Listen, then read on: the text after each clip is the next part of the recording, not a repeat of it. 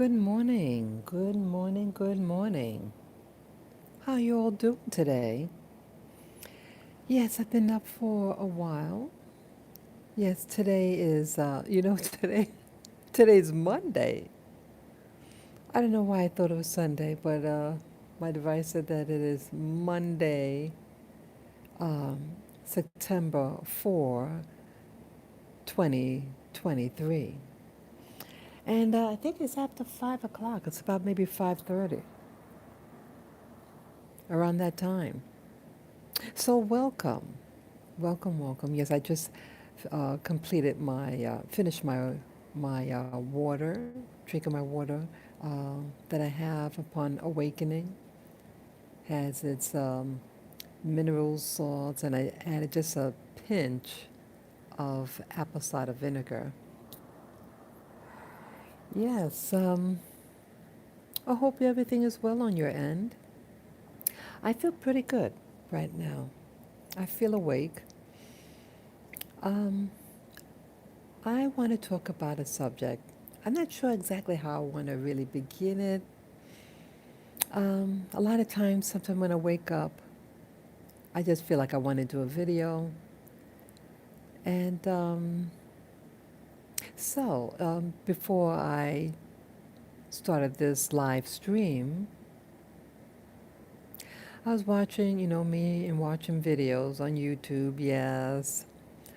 Um, I was watching a video on Monaco again. Yes, good old Monaco. It's a prince. Okay, I think you call it a principality. Yes. Good morning, viewer. Thank you for coming on. Yes, it's a principality in southern France, and in the past I did a video about Monaco. It has a prince, Prince Albert. Yeah, it's a royal, has royalty there, but beautiful palace and everything. And some years ago, I think in 2017, I did a video. I did it on my Macintosh, and I think out of all my videos that I've done, that one is my favorite that I did. And but today's video, it's not exactly. It's not going to be about that. I mean, that one was about teaching about uh, skills. About generations and generations, and things are held on to, and it strengthens them every generation. Um, and the pitfalls when you don't value the continuity of where you live, the skills, and what makes a principality or domain like that, what makes it stand, is what people think, you know. And I see with the video that I was just watching about Monaco, about the palace, and it developed over the years. The Grimaldi family. Uh, and it too developed over the years. At 800 years old, this palace. And again, it had its fortresses and all that.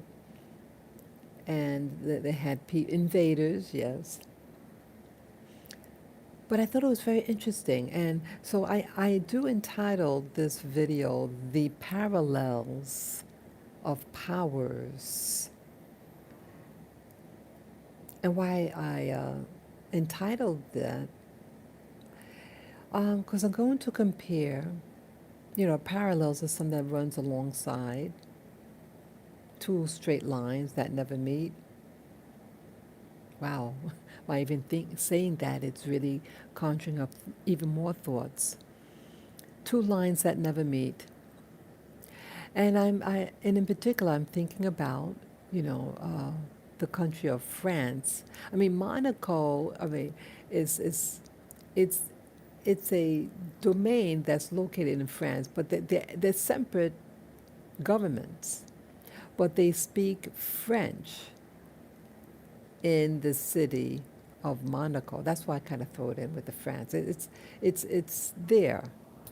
They speak French, but the Grimaldi family is from modern day Italy, northern Italy, in the city of Genoa, and that's also where Christopher Columbus came from. It was a very big, um, what kind of a state, what do you call it? A city state.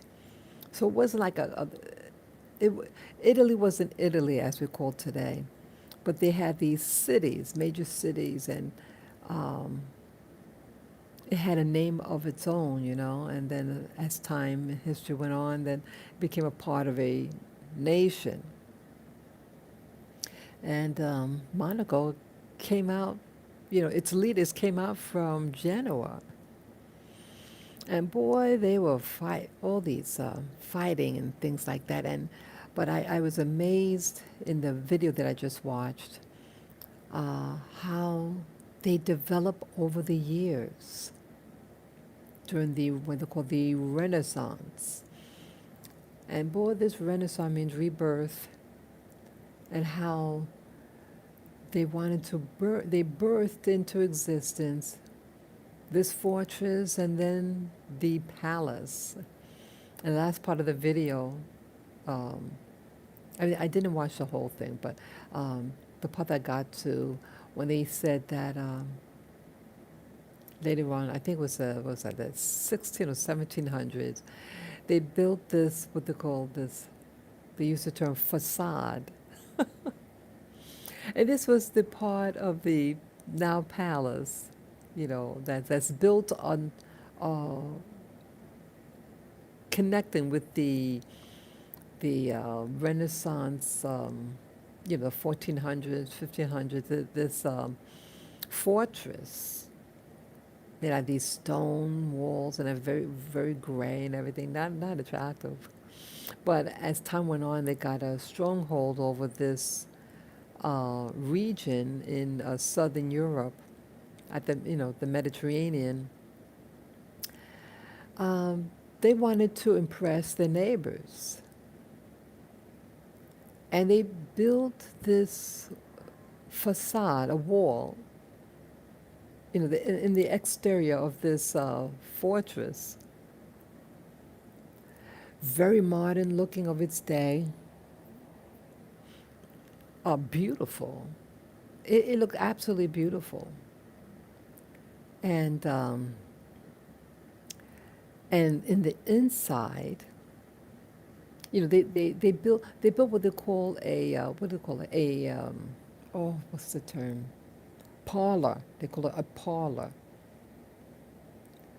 It's like a big room, an open space room, and the walls are very ornate. It's gilded with the gold leaf, these trimmings, very ornate, painted ceiling. Oh wow! And these rooms were developed to wow its guests, to make you feel, to make you feel like you're in a place of wealth and power. It was amazing. It looked nice, yeah. They showed this bedroom that was for uh, the it was a the brother of, I think they might have said the brother of the prince, and it was a nice room, boy. You had this thing over the bed that hangs over the bed, and the paint of the room it just looks spectacular. It looked nice. So, but it kind of stood out about this facade. That's the term they use. But in modern day English, when I hear the word facade, I think of a falsehood. you know.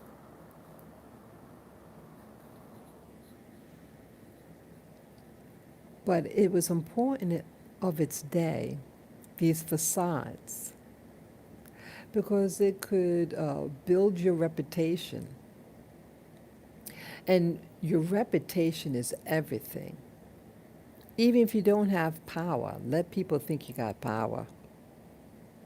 Yeah, it's been around for you know, this the fortress and everything been around since for 800 years, and now you build up this. So now you get stronger and stronger, more confident as a domain or principality, and then you bring guests from other countries.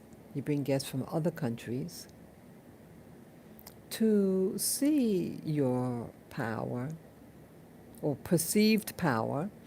And I'm thinking that this perception of power can make you or break you. If someone thinks you're strong and have a lot of wealth, they may not be as readily wanting to invade you. Because in the past, they were invaded. They were invaded, yeah.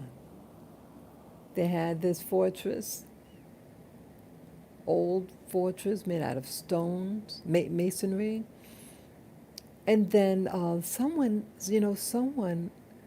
from another person from Genoa, that's a city in northern Italy, they came by many, hundreds of years ago, and they took over. And how they did it, they pretended to be, I think they used the term Franciscan priests or something.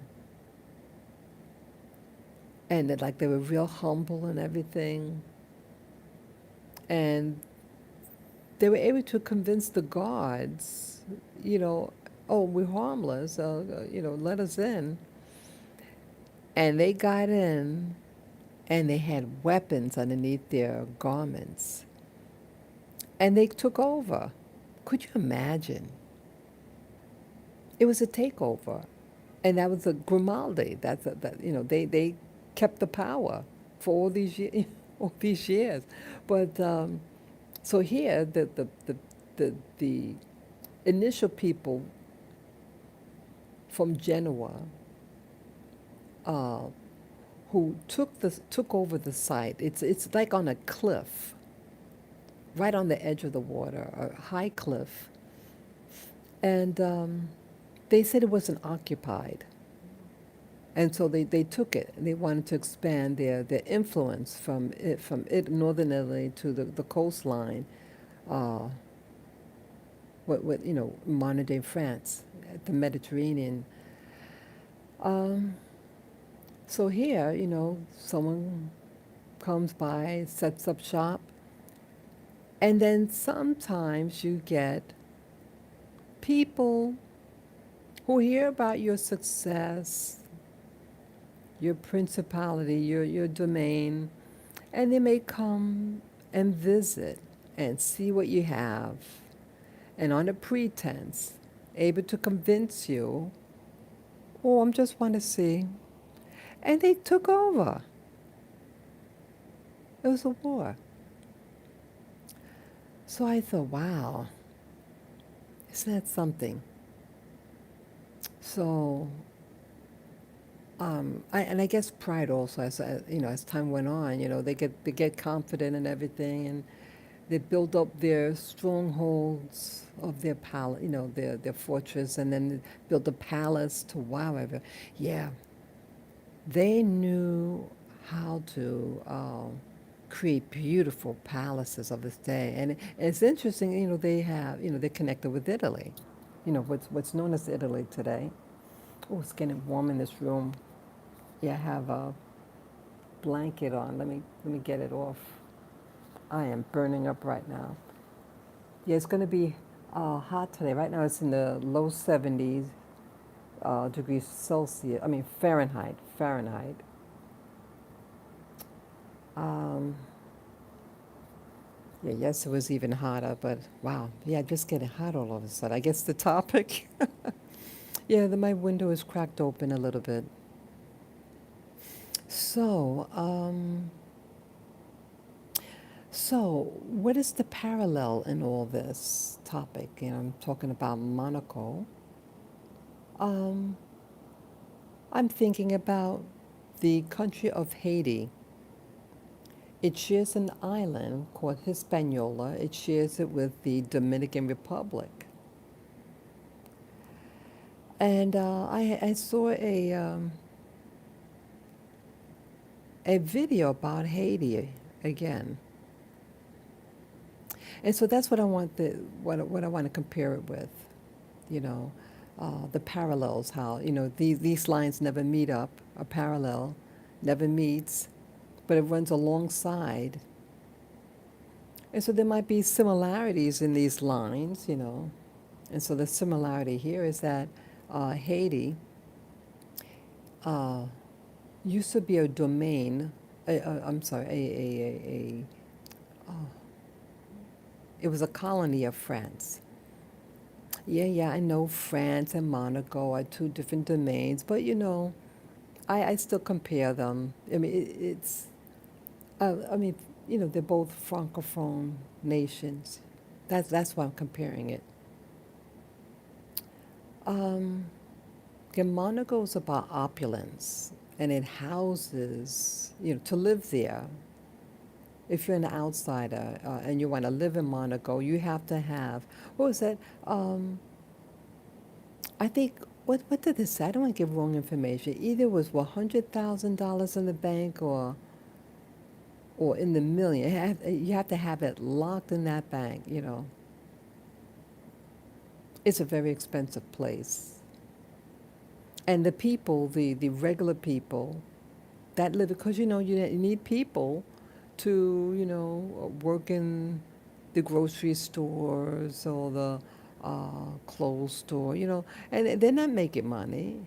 They're just, you know, little bees, so to speak, worker bees, and they don't make money, you know, in the millions. So they're subsidized by the prince, Prince Albert. So everything's maintained. The system there is maintained. Oh, I see the sunlight is slowly picking up there. It looks beautiful, doesn't it? Yeah, sunrise will be around, what's that? Um, yesterday was 6:24 a.m. sunrise, so it'll be around that time.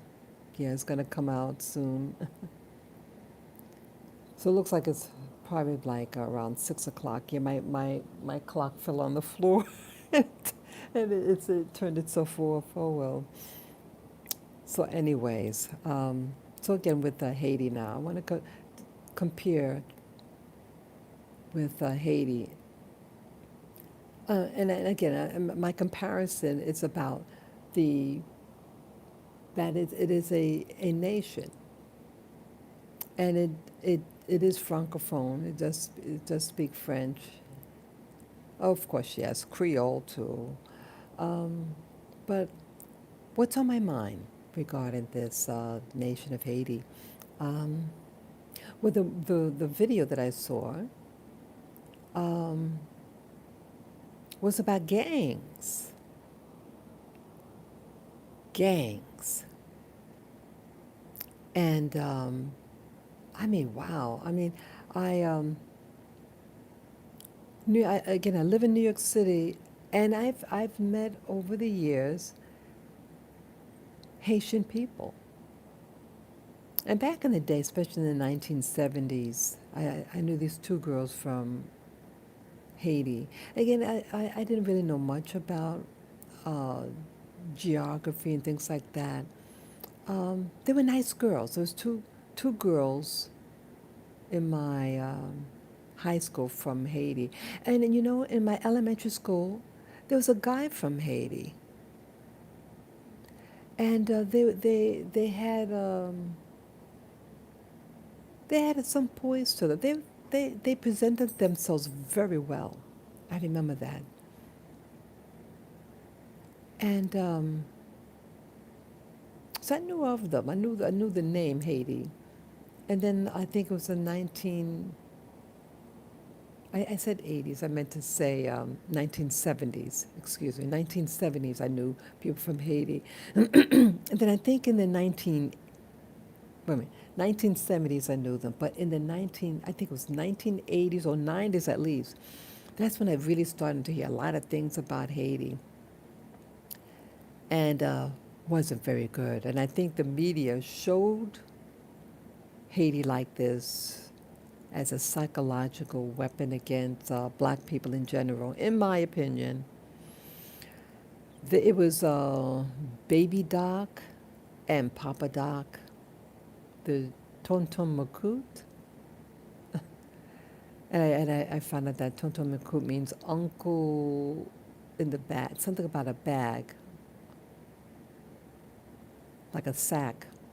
And there's something that's hidden, So I guess like a person uh, having something in a sack. I mean, please, people who are Haitian who know the term, if you need to correct me about what the word means, but something about a sack and uncle. I mean, tonton means uncle. And I'm not Haitian either. I want to make that clear. I'm not Haitian, but I am of Caribbean ancestry. Just putting it out there. Um, yes, we started to hear, see things on television about the country, and back in those days with the baby doc and Papa Doc, it was baby doc by the time I was watching. It was father and son. And at this time, the son came into power, relatively young, and he had a wife that was at least lived in the United States at one time, and then marries the son. Um, a lot of corruption, and I think it was banished.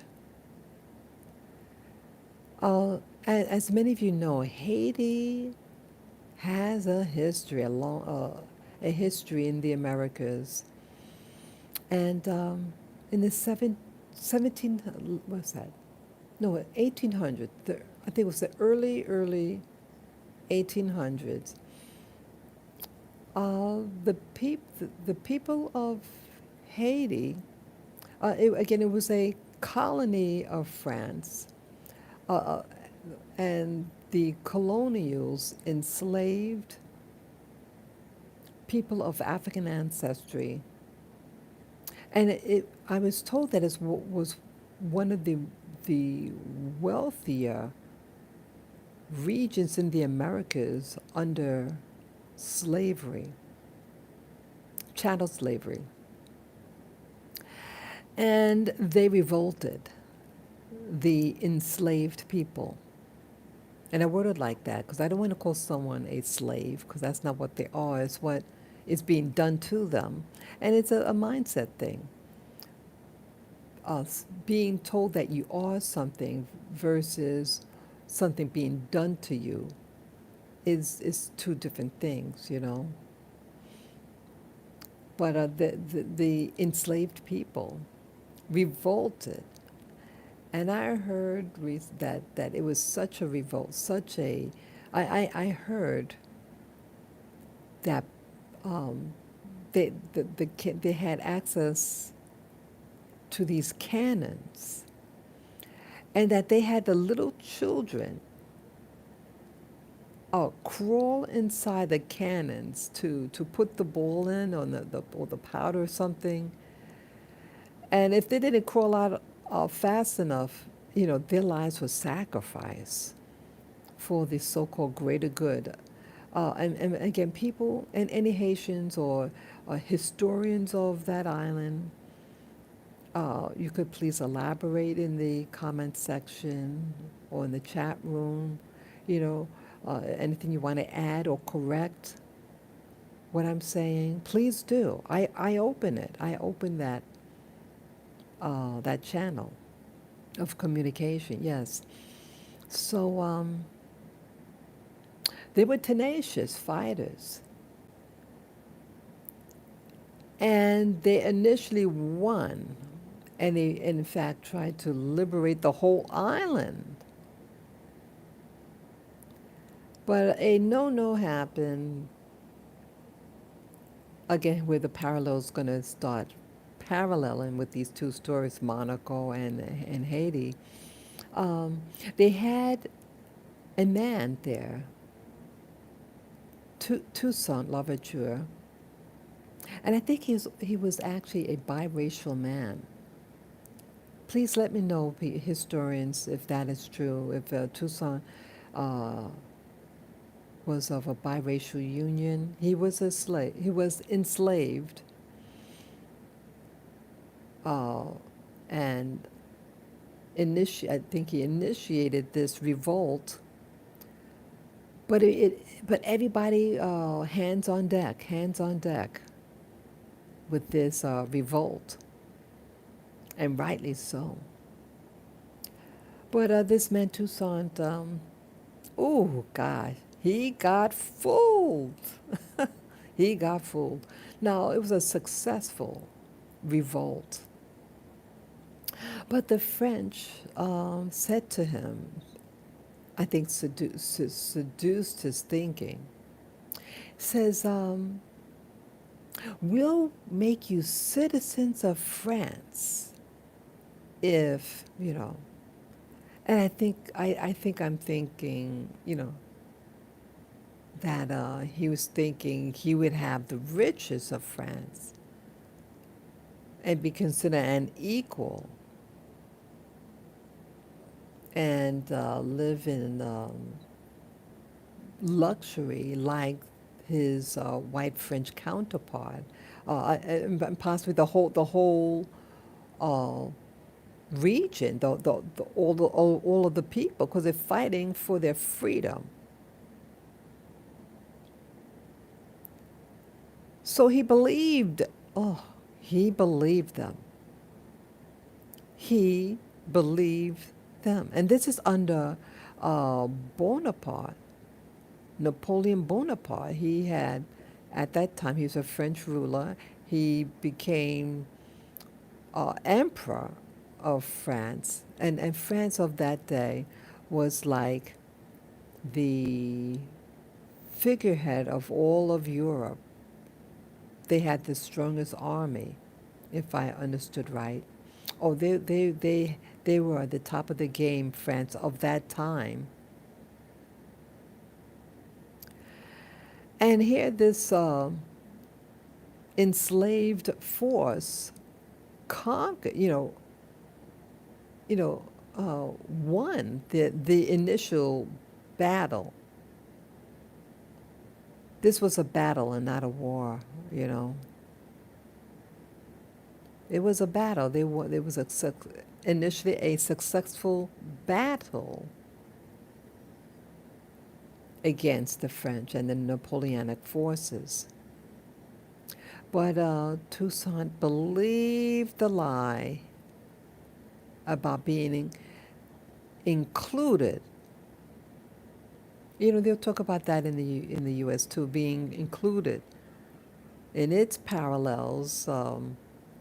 Blacks or Americans were deceived that we'll about the U.S. was in the South especially um, socially segregated, institutionally segregated. And as we're going to see, that was all a facade too. See, again, more parallels. So he agreed, and guess what happened, people? He was arrested by the French forces, and exiled to France, put in prison, where he died. Could you believe that, people? Oh God! But and then the people of Haiti were enslaved again. Oh, but shortly after that, I don't know how many years, but not too many years later. And again, please correct me. And if those of you who know, the exact time period and years or months that it took. Another uh, man, uh, enslaved man, took power and fought for freedom, and that one stuck.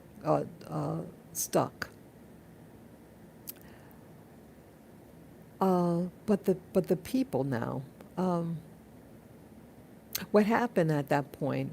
Uh, Again, this is the early 1800s. The U.S., what we know as the USA, knows about this, and they don't want to encourage this revolt in the United States. So they want to put a squash on that. And so they place an embargo upon that portion of the island.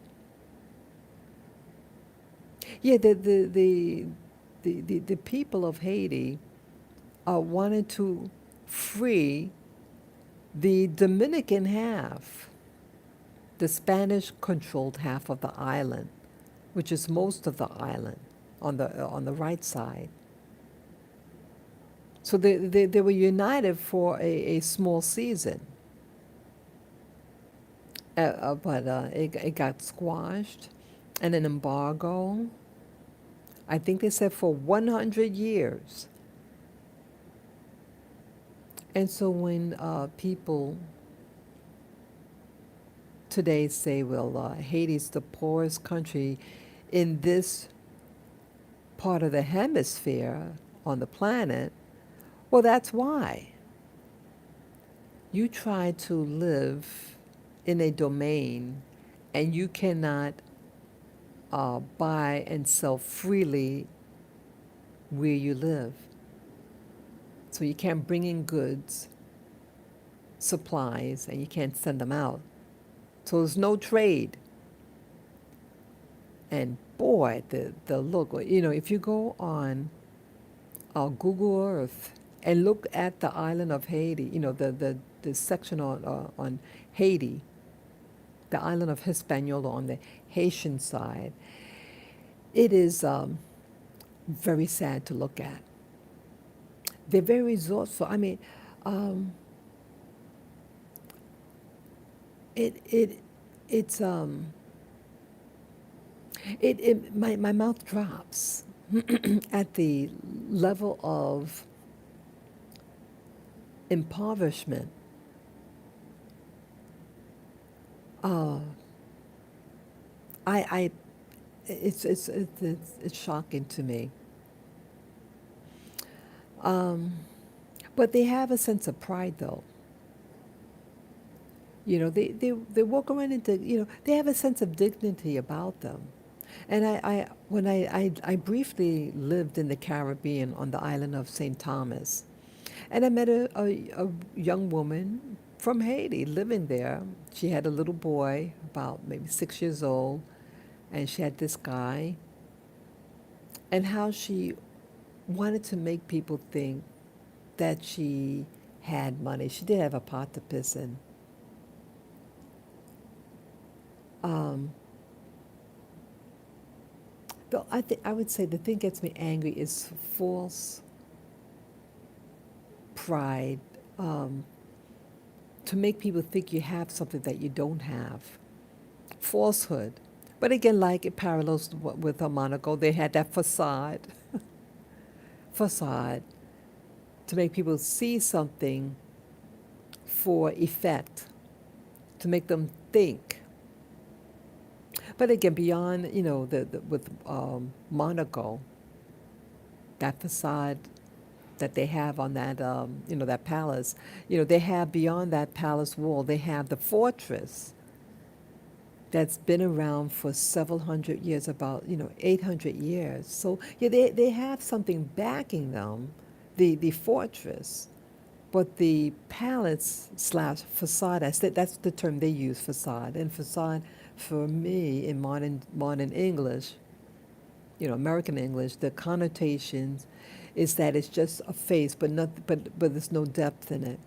But it's used for uh, a reason, psychological reasons, to make people think, so it doesn't go beyond those walls. And you can influence people. If people think you got money, strength, they're going to treat you a certain way. And so the same thing with this young Haitian woman that I knew in St. Thomas. I don't know how long she was in St. Thomas. She spoke English. She spoke it well.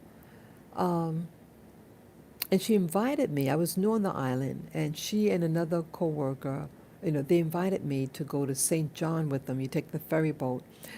St. John is very beautiful, extremely beautiful. Uh, and what was that now, St. John? Um, yeah, she knew someone. I don't know whether they were physically involved with each other because she had the father of a kid, and then she knew this guy working in Saint John, who looked over this place. It was owned by a European. It was a toy maker, and beautiful. It was a villa style houses. Oh wow! It had some little cottages, villa style, and a fancy looking pool. And I was invited. You bet I'm gonna go. And it was it wealth has a smell to it. Oh yeah, the place smelled. Wow. The bed was. Oh, the sheets felt. Everything felt good on my body. Oh yes, wealth has a smell and a feel. It was simply decorated. It wasn't ostentation, but it was simple but nice. The walls are really solid, honey. Um, I just spent did we did a nighter, overnighter, and then we went back. But I remember that when we got back, the girl had her, the father of her kid, and the little boy had a little scab on the forehead. And so he also was from the same country. And he's getting indignant in that facade, like he was concerned for the kid. And he was acting very indignant. How dare his son get a little scab on the forehead? Now, it's obvious the kid had fallen, you know. Kids get little boo-boos and I sense he's saying it for effect because uh, I and another person was standing next to him, and um, the kid got bitten by, this is the Caribbean, and the little boy and the lady that I know, the young Haitian woman, now they lived in an apartment, and it was they slept on the floor. And in Haiti, people sleep on the floor. And yeah, it's not uncommon. People sleep on the floor, basically. They have their dignity, but yeah, they live in a structure like a hut, and they sleep on the floor. And there's a lot of bugs on the floor. Yeah, I got, did I get bit in St. Thomas? No, no, I had gotten dengue fever there in St. Thomas, but I wasn't bitten by a bug on the floor because I too started out on the floor in yeah, because I didn't have furniture. I came with a suitcase. Uh, yeah, I had a suitcase and I had started from scratch, everything. And yeah, I got an apartment. I slept on the floor too. I brought covers. I did. Um, but yeah, I started out on the floor too. Even in New York City, with my very first apartment, I slept on the floor. I started out with scratch. So I know about humble beginnings, but it was her attitude. Now, yes, she slept on the floor, and yes, a bug bit the kid. He had a little scab, and I got angry. I felt anger towards the boyfriend because why couldn't he provide for his kid so the kid didn't have to sleep on the floor and get bitten by bugs? See, again, it's a facade for you to hear, to make him think like he's a better guy than he is. And then the girl uh, wants to show off, and she buys, she was showing off, and then she had this other guy carry her. I forget how it was. I know I'm sounding a little catty, and I don't mean to be, but just seeing things, this facade, and but whose benefit is it really for? I'm definitely not benefited by it because I could smell through it. But either way, they were just, maybe she's just having fun, whatever. And he's carrying her, I think, across a threshold or something. And then she has this vase in her hand while he's carrying her. It was all like a show. And it was a big vase, painted very ornately. It's an expensive vase that she bought, and this is the only thing she has in her in her apartment. So she's going to buy something for show to make me think she got things. That's the only thing she had. But not think it important to save up her money to buy a bed for she and her kids so they don't get bitten by bugs. This facade. But I know, but either way with this story again. Um, so fast forward, that happened in the early 90s, when I used to live in St. Thomas.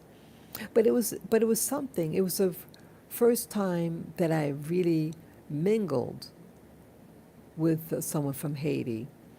In high school, it's just in the classroom. They were very nice. They were polite. They had dignity. These two Haitian women that I knew. I did. I did know two Haitian guys. They were brothers. And again, the facade. Their father was a doctor, I was told. But how they walked around, they had pride in their. They lived. They lived. For them. It was. I think they lived in an apartment complex, but it was a nice one. They had dignity. you know. But it was interesting, their behavior. Yeah, their father was a doctor, I was told, and they acted like they had, want people to think they had money or prestige, whatever, and uh,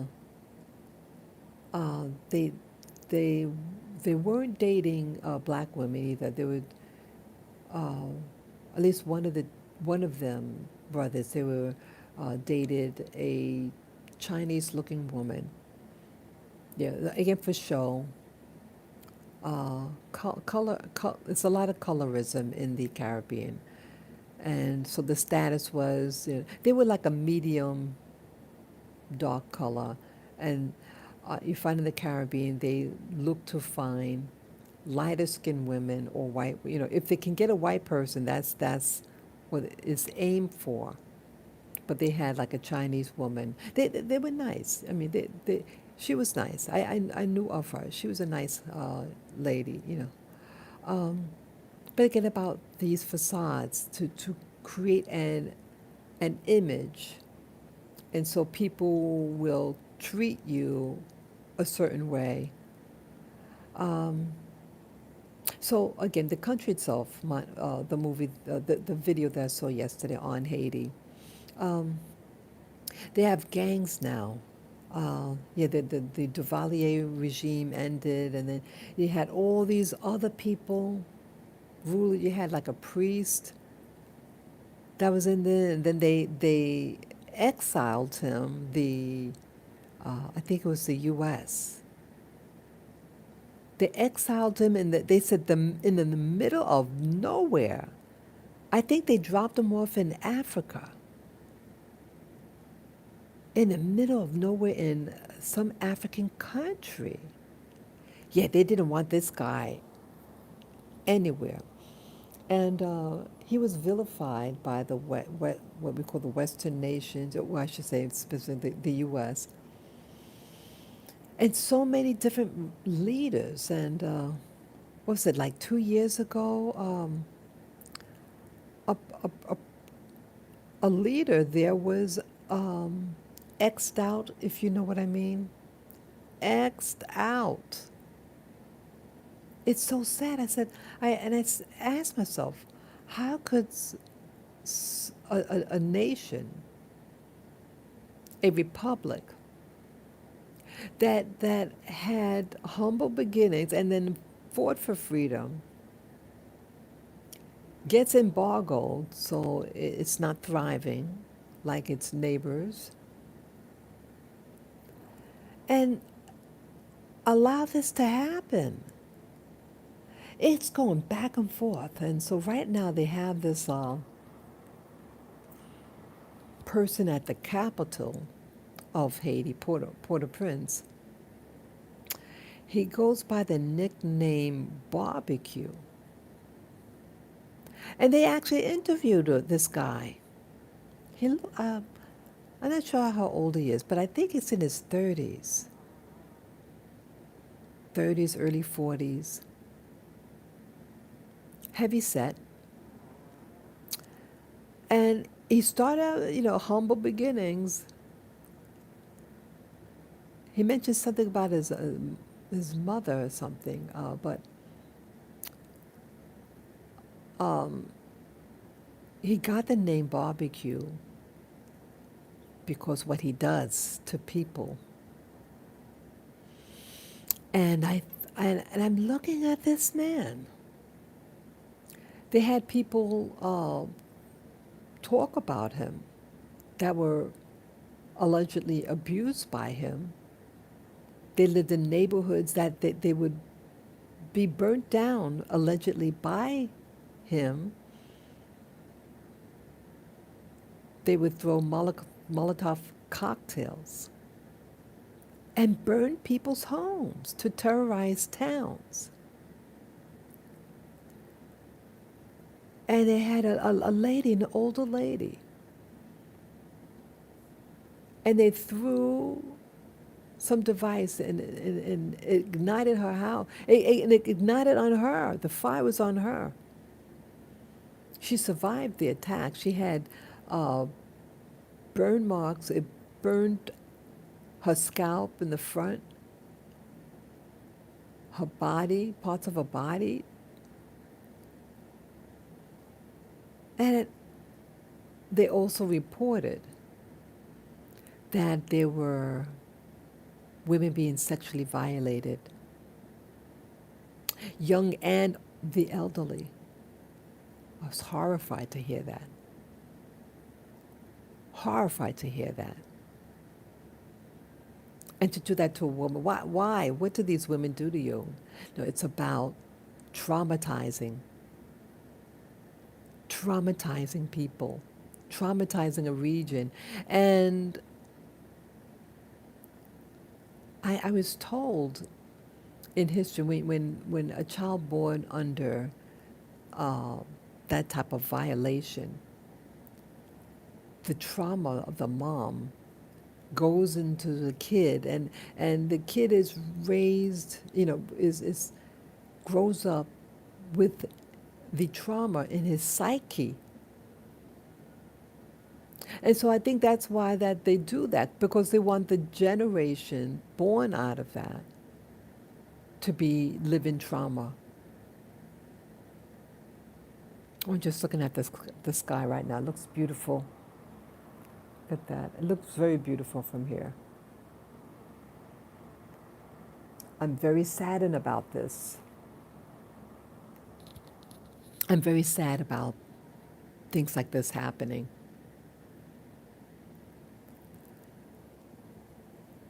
Um, I looked at such, everything's like rubble.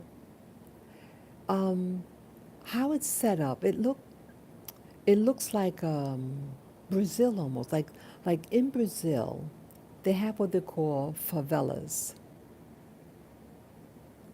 It's a slum. It's a slum neighborhood, in short. People living on top of each other. Very, very narrow streets, and it's packed with people. And I thought about that. Like, Brazil is romanticized, right?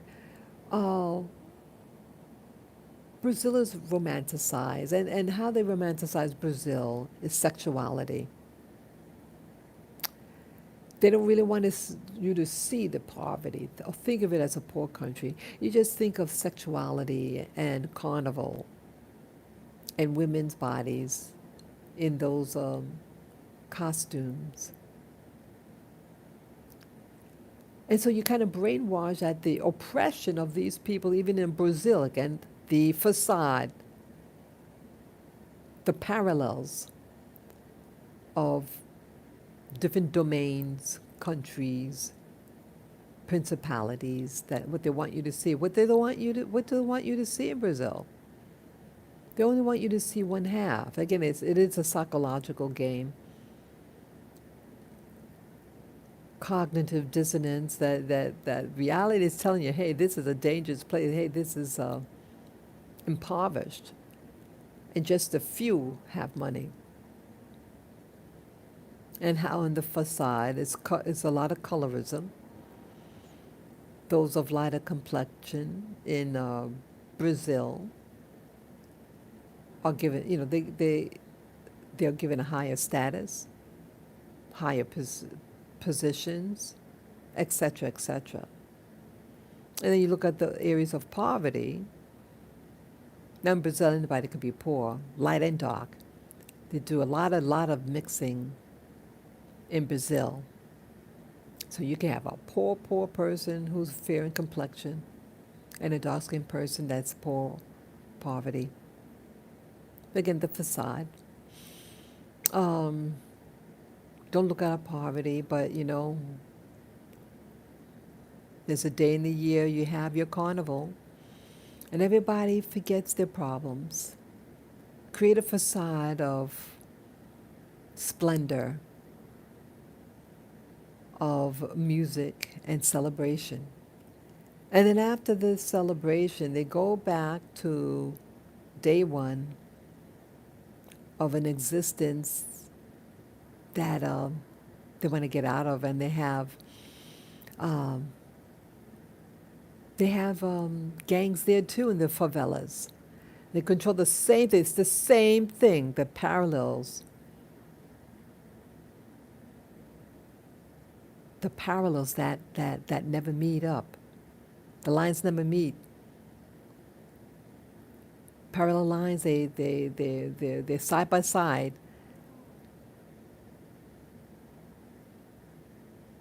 But it's all basically the same.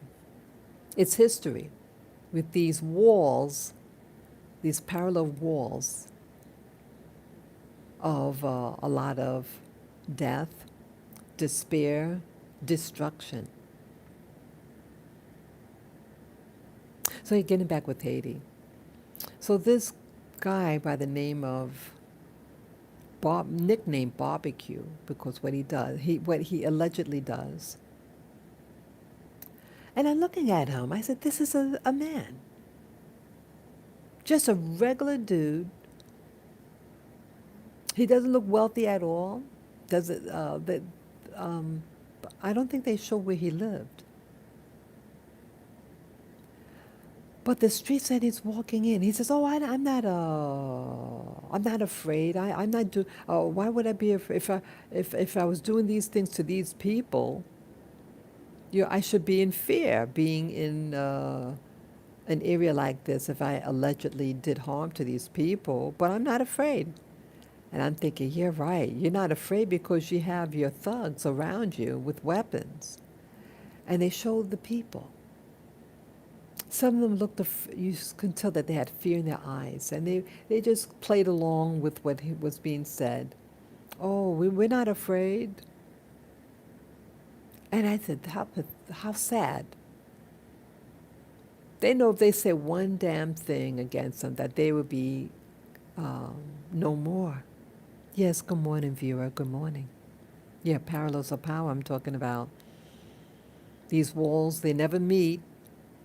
These walls in history that run parallel to each other. And things that are parallel is very similar. And they exist, they coexist. So I looked around. I asked myself, why would someone want to control this city in Haiti? These domains, these neighborhoods. And I'm looking at rubble, stray dogs in the street, the women carrying their wares on the top of their heads. Yeah, it's very Africanized, very African. You think you're in West Africa when you see Haiti. These towns, yeah, they carry the baskets on their head, and I'm excited to see that. I love to see that. I didn't see it in St. Thomas. St. Thomas is controlled by the U.S. It's a territory, so it's a so-called more modern. It has businesses and everything, but it could easily fall in a status like Haiti. But either way, I'm looking at the rubble that's everywhere. There were fires that were, um, things smoldering in the background. And I'm thinking, why would someone want to fight for this? I didn't understand. Yes, hello, good morning, viewer. Good morning. Welcome, welcome. Yeah, I couldn't understand why someone would want to risk their life. These gangs. In essence, they're gangs. We will call them gangs. They get a few weapons. Um, they have more weapons than the police there. Oh, hello. Yes, hello, Perry. Yeah, I think it's the first time that I've seen you. Yes, welcome, welcome. If this is your first time, or you just have a different name, welcome. Yes, I didn't understand how someone would want to fight over a domain, a region in Haiti that's rubble, no real economy because it again embargoes and all that over history, poverty, women. Oh God, a lot of pregnant women, and many of these women are not married, and so they gotta take care of this kid by themselves, and that's also what they showed. She was 17 years old, and there was a hospital uh, that was provided for the stranded women, because again they're being their homes are being fire, BOMB. Yeah, so they're homeless now because there's fighting. And you have women who are pregnant, and they go to the hospital. They have their baby. She was there for one day, had the baby by C-section. And the next day, she was out on the street waiting, negotiating a taxi ride. And their taxi is a motorcycle. Could you? It just my mouth dropped. She had, I guess, a friend with her because there was two ladies. The mommy, the new mommy, and the other lady, and they hop on the motorcycle, and they got the little newborn in their arms, and they go away. Yeah, they interviewed the lady. She's living in fear because she has no place, and they have shelters for these new homeless people, and they all sleep on the floor. And what else? Um, Guy doing this all on her own, and how these women in history, probably no different than my heritage, many of us heritage. How did these women survive? Newborn, you got to eat. Yeah, they're very resourceful in Haiti. These women, I don't know how they survive. I really don't. But here to just give birth to a baby, your body got to heal, and you're still bleeding, right? And then you have to go on a motorcycle and have your newborn in your arms and pray that you have a safe trip to wherever you're going to stay. Um, yeah, she fears for her life because of the bullets that are in the air.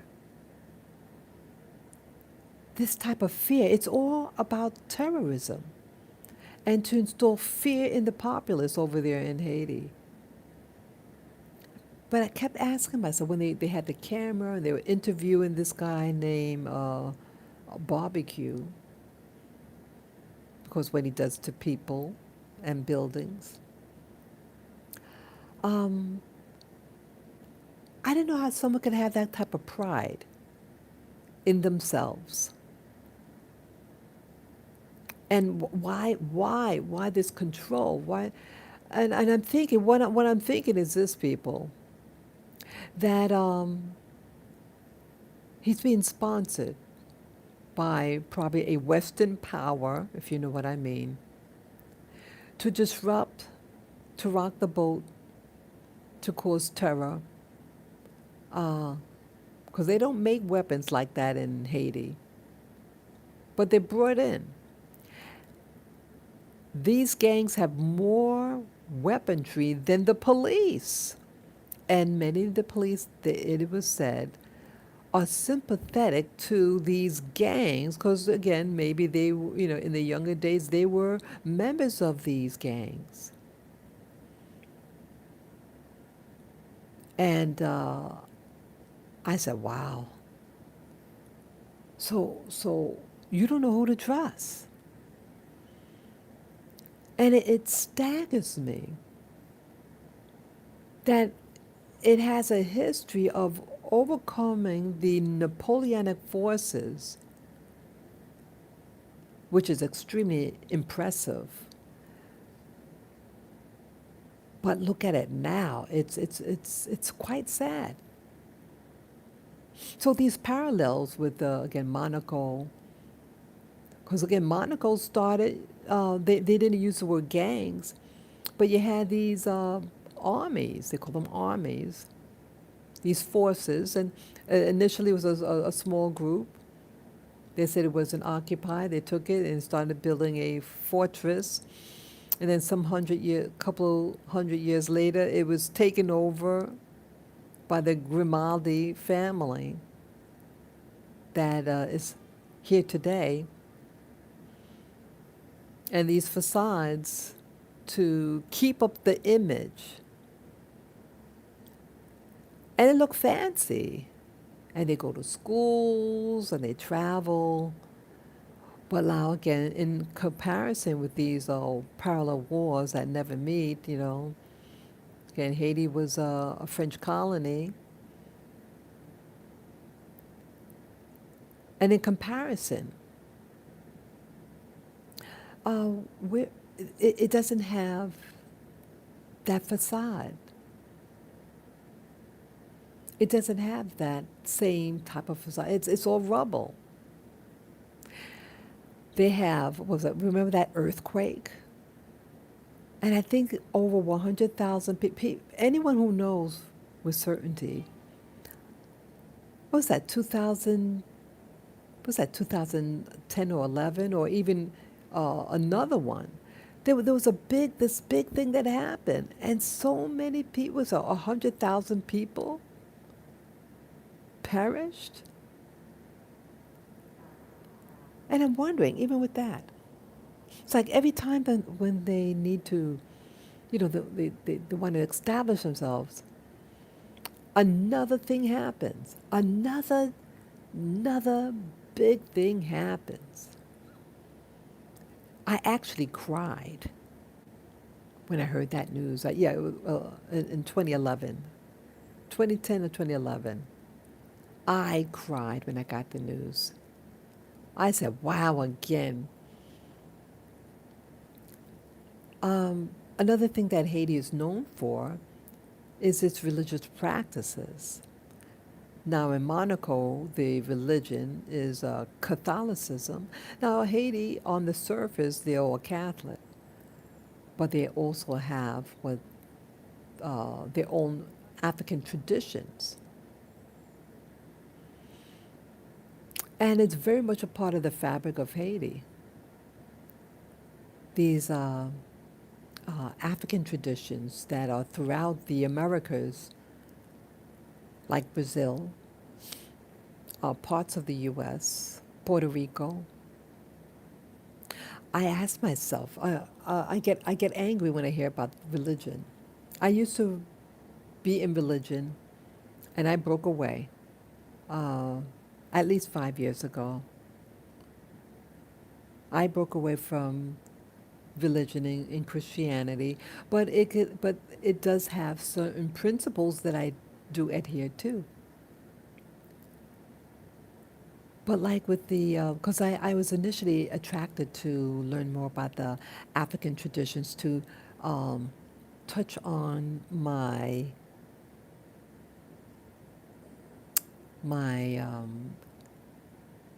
my African heritage. Yeah, I am very Eurocentric. I was raised in a very Eurocentric uh, environment, and you are who you are. Each one of us is raised in something, and don't be ashamed of it. You are who you are. But I was becoming attracted to learn more about the African traditions, and I had an opportunity to visit this place. They're Brazilians living in the U.S., and they have this. I think it's called candomblé. It's taking, it utilizes Catholicism, but it hides its African gods and traditions within uh, the the the veneer or facade of Catholicism. And I went to this a few times. But I started to poo poo it. Yeah, this is all a learning process to me. I'm learning, and I'm trying to discover myself and trying to understand life through the things that I experience. Um, and you have to ask questions. And again, cognitive dissonance. We're worshiping something because it's supposed to be helping us or protecting us, just like this guy barbecue in Haiti supposed to be protecting these neighborhoods, but people are trying to protect themselves from this dude. See that they want to believe. Some of them want to believe. Oh, well, he wants to believe that he's the protector. He is not protect. He's protecting himself, but he's not protecting the people. But again, another facade, another a wall, a facade, and a belief system to make you believe something, believe in something that's really not real. It's not real, this protection. The people have to protect themselves from him. But either way, with this candomblé from Brazil, they have some places here in Queens that someone introduced me to, and I went a couple of times by myself. And when they when what happens is kind of like they have what you call like these priests or servants, whatever, and they go in a trance, and the deity goes inside their body, and they are able to give you information and talk to you. So I was hoping I would get some information about my life, my troubled life. And when I heard, when they were explaining to me as a visitor, a newcomer, that um, they're spirits of the ancient, the people of, back in the day, the souls of former slave, and that they were happy slave, and they're talking to you and all these la-di-da thing. I said to myself, what, viewer? There is no such thing as a happy slave. A freed slave, yes. I I don't want to talk to any ghost of a slave who's a happy slave. It's foolery. I said to myself, no, no, no, no. This is not for me. Not for me. A happy slave is a fool unless it has a secret up its sleeve and has a smile on its face because it's going to overthrow its enemy. See, that's something else, and I can relate to that. Put a smile on your face. The facade, the facades of history, used to protect yourself in some way to make the other party be disarmed to believe a certain thing at your control. And you can spin it any way you want it. So I didn't understand how these African gods, and in Haiti, they have a similar type of system in their Afrocentric religions that's played alongside Catholicism, like Candomblé in Brazil. Very similar. And I asked myself, because Haiti is also known by their this religious tradition that they have, and it is vilified by the West. But I asked myself, what is this God doing for them? These Africanisms, and people have their sacrifice. They sacrifice animals for the blood sacrifice, for protection, for a lot of things.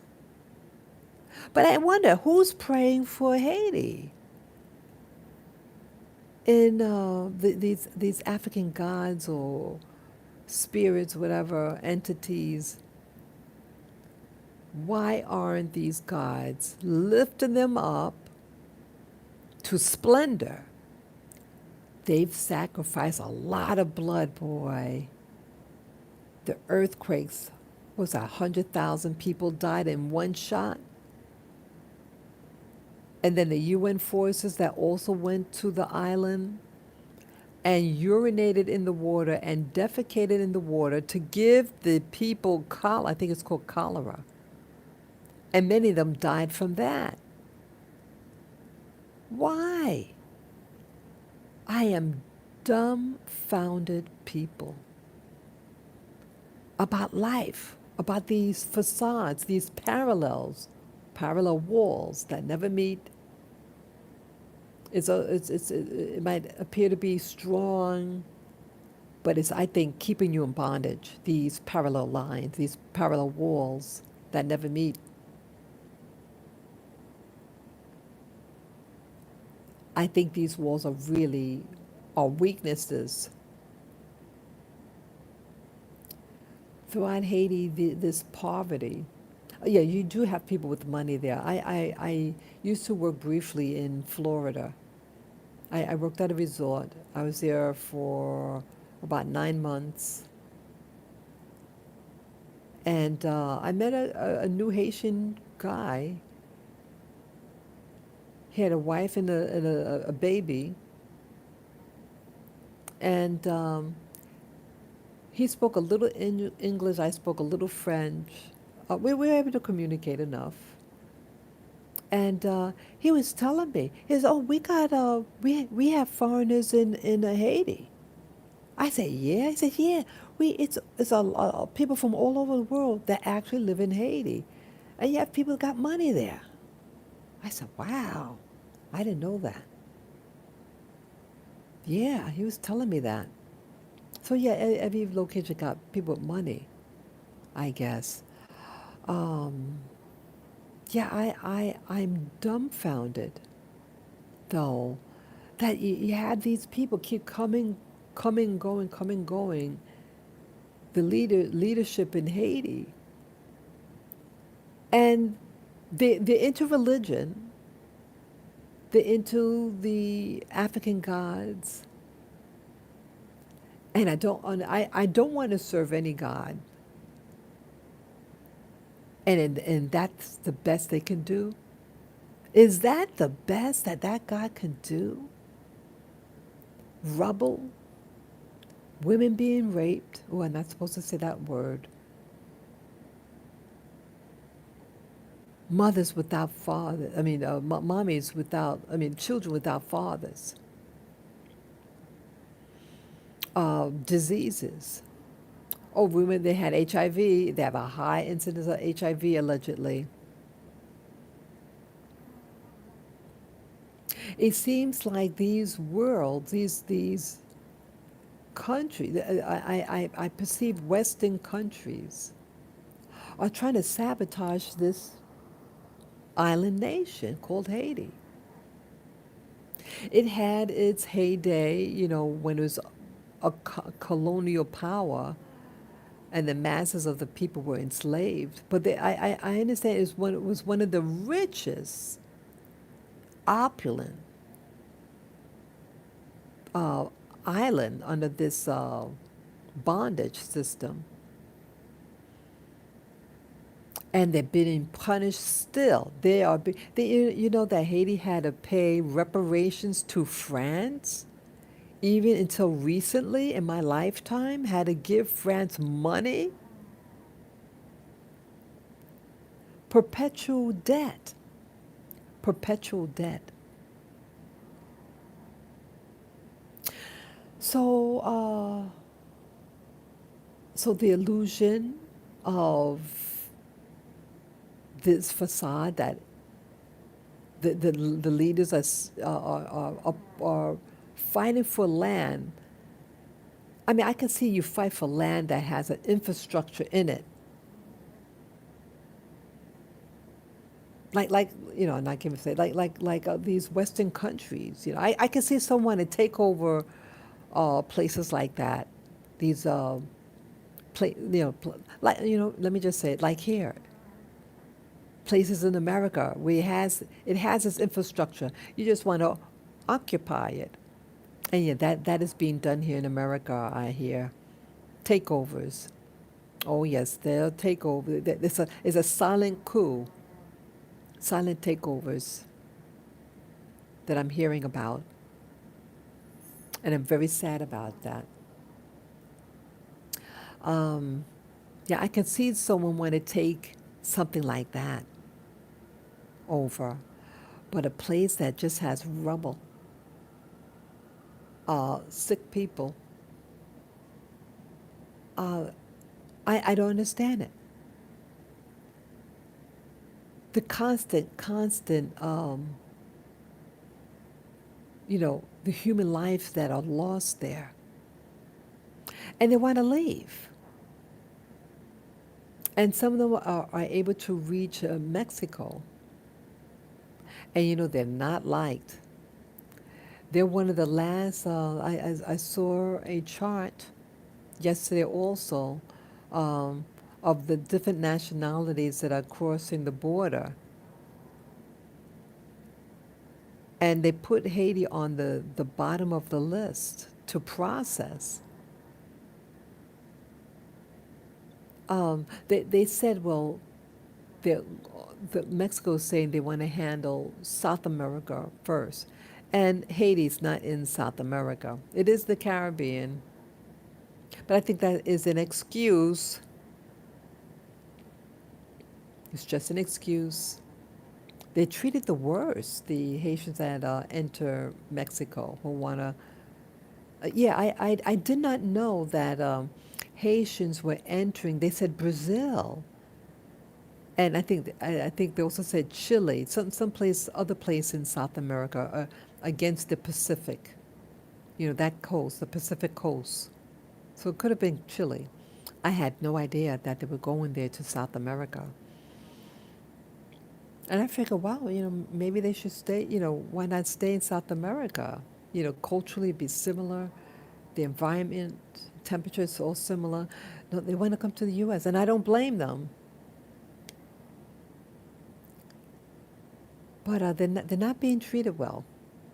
And they're definitely not treated well when they want to enter the U.S. The boats that leave Haiti to come to the U.S. It's very sad. It's very, very sad. Um, so I compare these different domains, these regions of the world. It may have started out very similar by similar nations, and then um, the takeover, and over time.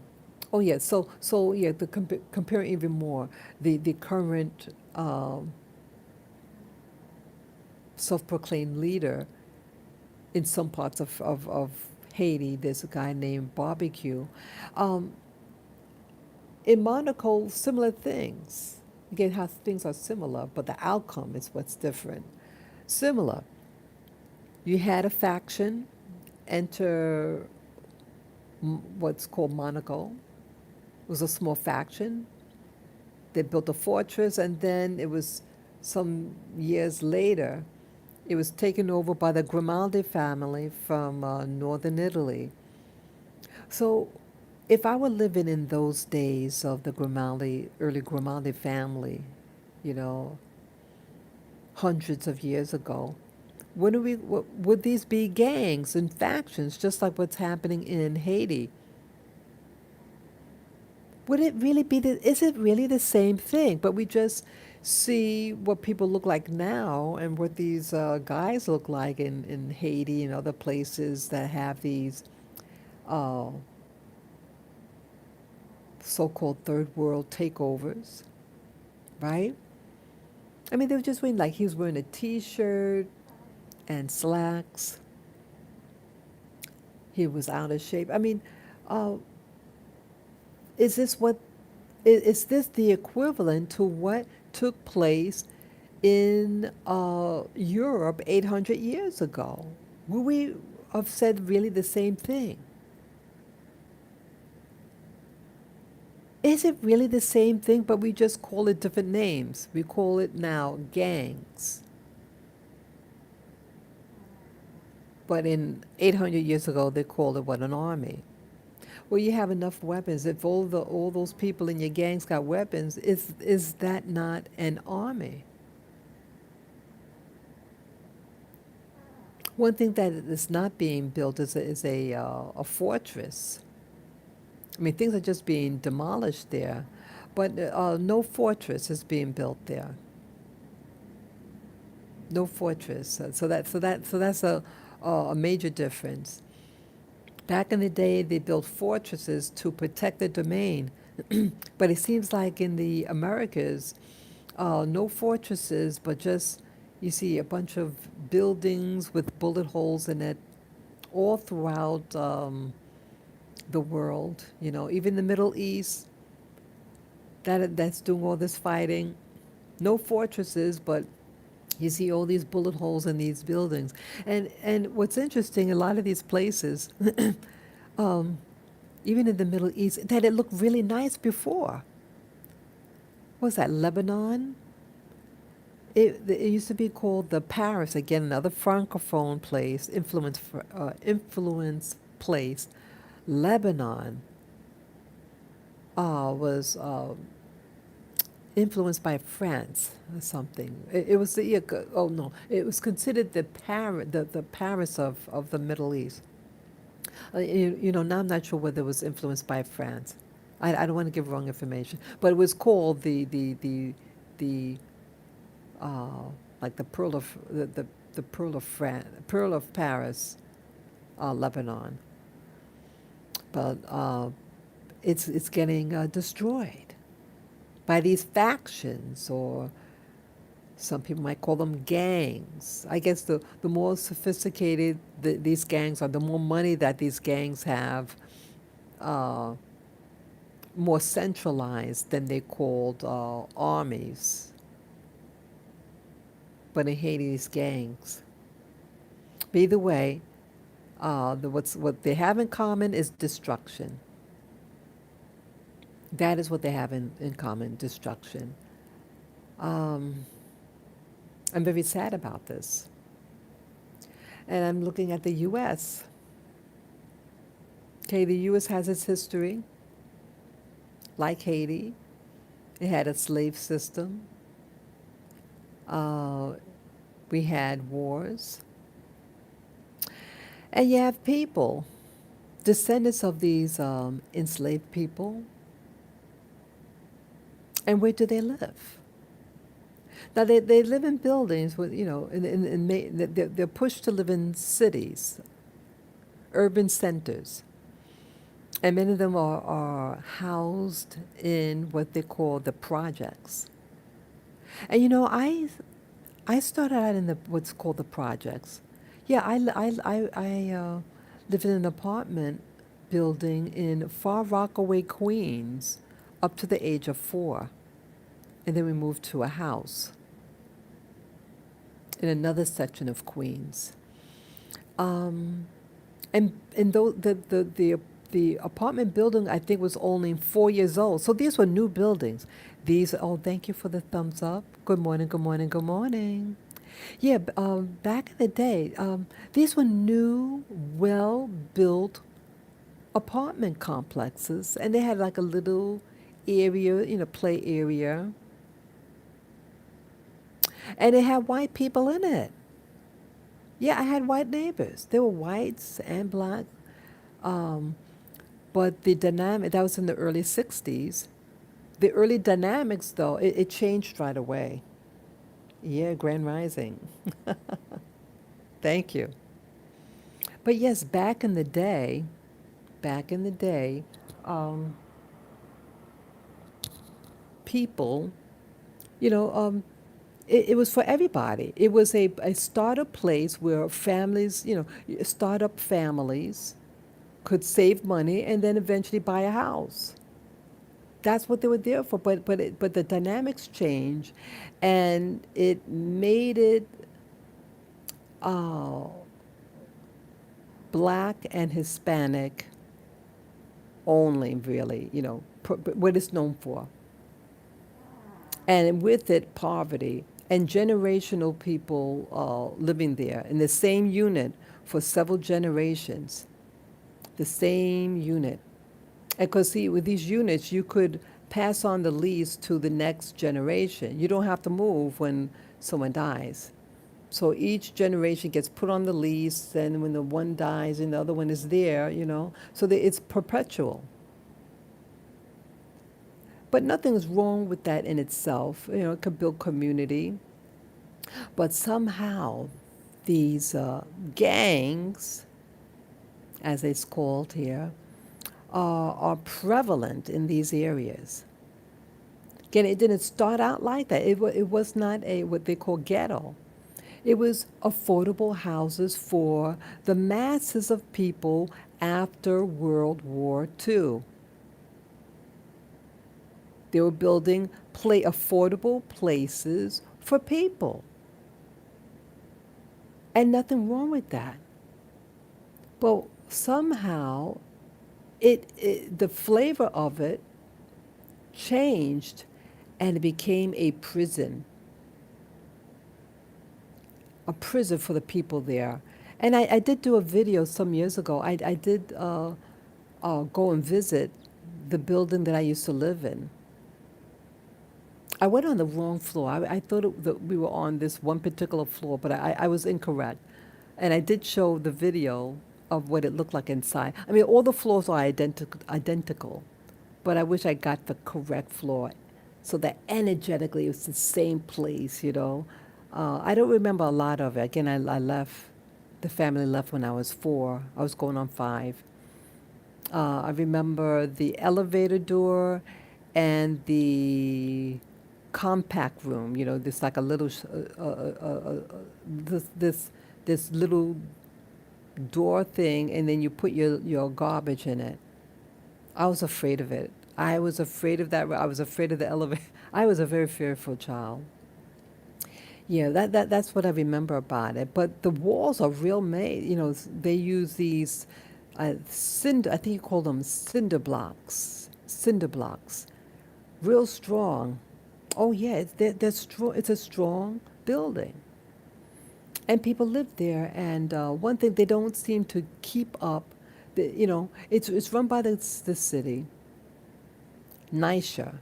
It's called NYSHA, New York City Housing Authority. And they don't keep it up. They don't keep up the garden. So it looks spooky. It does. It does. These are the same type of buildings as some of the co-ops that are in New York City. It's the same build. It's the same architecture, probably. It's the same structure and everything. And they have some of them that are co-ops. I had a relative that lived across the street from these so-called projects in Manhattan. She lived in the same type of build. They built it probably the same time, but one went co-op. So on one side of the street they have nice lawns and flowers, and the other one dirt on the ground, and you know, you hear the gunfire, and you have people who are the domains, and people fighting over these domains, and they're not. I mean, and they're not keeping it up. You want to fight for domain of control, but you're not keeping it up. You think those people in Monaco, um, when they bring people over, when people come over, they want people to see that facade, those palaces. It's breathtaking, people. Breathtaking.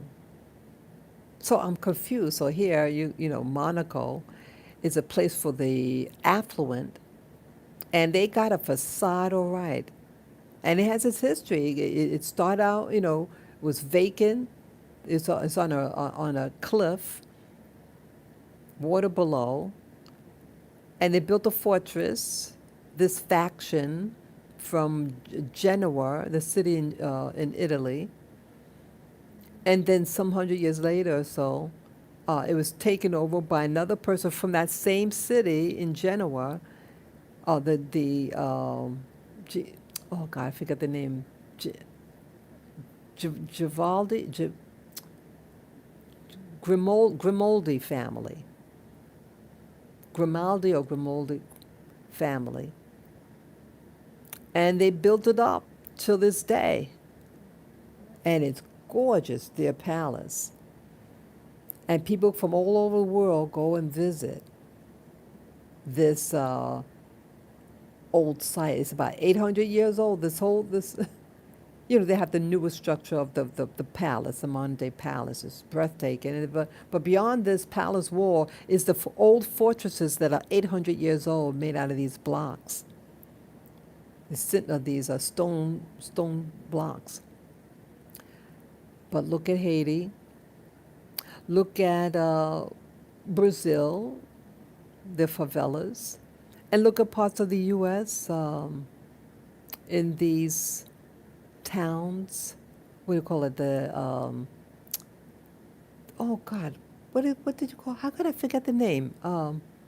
The housing project, the projects, they call them projects, housing projects, and people are fighting over these places, and they have really nothing to show. I wouldn't. I mean, so you're gonna have people. You're proud of this. You risk your life. There's these warfare, gang warfare, going and coming, and you're fighting for. I don't. What are you fighting for? You don't own it, and I'm not impressed. I'm not impressed. I said, wow, what do you want a domain that you could show off the people wearing beautiful clothes and hairdos and streets that are paved beautifully and built. That's something to show off and to want to fight for and to keep. I don't understand these modern day gangs and factions. It is not impressive to have a bunch of sick people, pregnant women with no husbands. This is what it. This is what they've. I don't know. I don't know, people. It is something. Something just doesn't make sense to me in all this. These facades, these parallel lines, these things that are run parallel to each other, and these lines never meet, and they're walls of separation. And I think they're walls to entrap you. Some of these walls, like the walls in Monaco, has its splendor. Uh, oh, it's a domain, all right, a principality, and they got the ruler, and they have their protocols and how they dress, and they have their own separate army, military force. Um, it's very developed, and it has its people who are, the subjects, and they're subsidized, actually, the subjects there. Yes, you have millionaires that live there, but not everybody's a millionaire. The people that have the ice cream shops, the work in these shops and, uh, supermarkets, whatever. They're not wealthy. They have a little wage, and they are subsidized by the prince. I used to have a crush on the prince there. I did. I used to have a crush on him. And you know why? Yeah, I had a little I had a little crush on him because he looked like my college professor. He was my statistics teacher and looked just like him, just like Prince Albert. Yeah, the guy had he wore suits, beautiful suits, and I was so really, all the girls liked him. Yeah. All the girls were drooling over him. And you know why they drooled over this guy, the statistics teacher? Um, he looked like a gentleman. He was very clean. He had a very soft voice. Oh, he was a very, he gave a lot of homework. But he was just sharp. And women like intelligent men, real women like intelligent men. And he exuded soft power. Yeah, he exuded soft power, elegance. I thought, I mean, I have to be honest, I thought he might have been a gay man. I thought he was, yes, I thought he was. But then one day, uh, he was showing us, oh, he just had a baby. I'm thinking he had a baby. If he's of that lifestyle. And he shows a picture of he's married. He had a wife. He has a wife, a woman, that is, a biological woman. and a baby, and he was showing everybody in the class. I said, "Oh, I was so relieved." I was relieved that he was a straight man. I mean, but he looked good. You look good. You look good. I thought wrong, but yeah, all the girls liked him. Yep, and he looked just like I didn't know who Prince Albert was back then, and then I saw a video about Prince Albert during this scandal. Yeah, there was a scandal. Prince Albert had a girlfriend, a secret girlfriend from Black Africa, from Togo. She was a stewardess, and the relationship resulted in her pregnancy, and he took care of his baby. That's one thing with these guys, these men of power who have principalities and who live in power. They take care of their children. Yeah, he had a little boy that looked just like him, in my opinion. He had curly hair though. Um, and he set her up. Prince Albert set up the girl, the woman, excuse me, in a fancy place in France. Yeah, she worked in France. She's from Africa, but she was a stewardess and she lived in France. And Prince Albert set her up in a nice place in France. It could have been Paris. I'm not sure. They had to keep their relationship secret because a love child. And love children do not inherit the throne, only legal births. And yet he had another love child from an even earlier relationship, a female. He had a little girl. And, but surprisingly, but it's not surprising, that little girl inherited his name, at least went by his last name, Grimaldi. I think it's Grimaldi. And, but yeah, Grimaldi family. But the guy, I mean, the boy, the baby boy, and with the Togo woman, um, uh, the baby took the mommy's last name. And I think in hindsight, it was to protect their relationship. Let me explain. In my opinion, let me explain. Well, she's living in France, the girlfriend. Well, the Grimaldi family is well known in France because Monaco is uh, situated in France, but Monaco is like a country within a country. So it's within southern France, but it has its own, um, own rules, government. But they're ties. They both speak French. They don't even speak Italian, even though the Grimaldi is a Italian family from Genoa in northern Italy.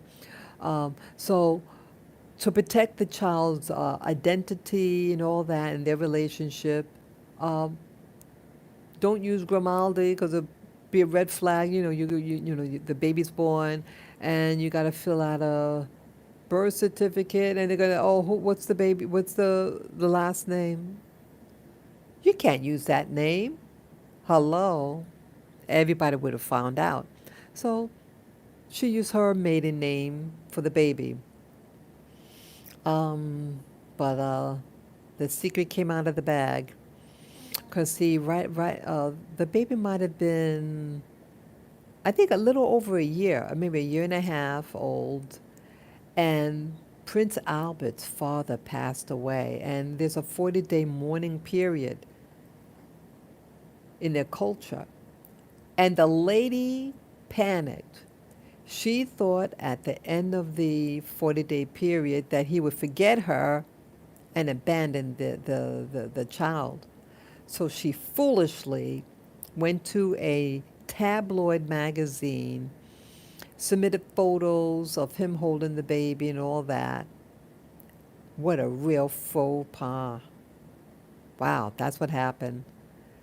And yeah, they interviewed Albert, and he admitted that it was his kid. You can see the interview over YouTube. That's where I saw it. I think it was YouTube that I saw it back then. Yeah, I think that might have been 2005 or so. I might have seen it, at least when the so-called scandal came out. But yeah, they never married. I think they asked about, "Are you going to marry or something?" And no. Yeah, he was livid with her. Um, I think he would have married her um, if she played her cards right. Yeah, France and francophone people, they love their chocolate. They do, they do. They the French have a love hate for black people. They do. They have a love hate, and but they do like their chocolate, and the culture. They take care of their babies. Oh yes, oh yeah, they take care of their babies. They're proud fathers, um, and yeah, a lot of them have their extramarital affairs. That seems very common in francophone speaking nations. Mistresses, and one of the presidents of France. Remember that there was a photo. It's not wasn't all that long ago. It had the wife, the legal wife, the kids of him, and then the mistress right by. Oh yeah, it's like it's like they have a system that is in place. You don't have to like it. It does. They do exist, but everybody knows their spot and the role that they're supposed to play in this game. So yeah, yeah. This guy, I used to have a little crush on Prince Albert. Um, but yeah, so he doesn't marry the black lady, and nor neither does he marry the first mother of his love child. But he meets a lady a white girl from South Africa who was an Olympic swimmer. And he met her at one of her swim meets. She didn't seem interested in him at the time. I was surprised at that. She was 19 at the time. I think about 19. And then maybe 10 years, 10 years later, after the initial meeting, and when the father, Prince Albert's father passed away, and now he's going to get the throne,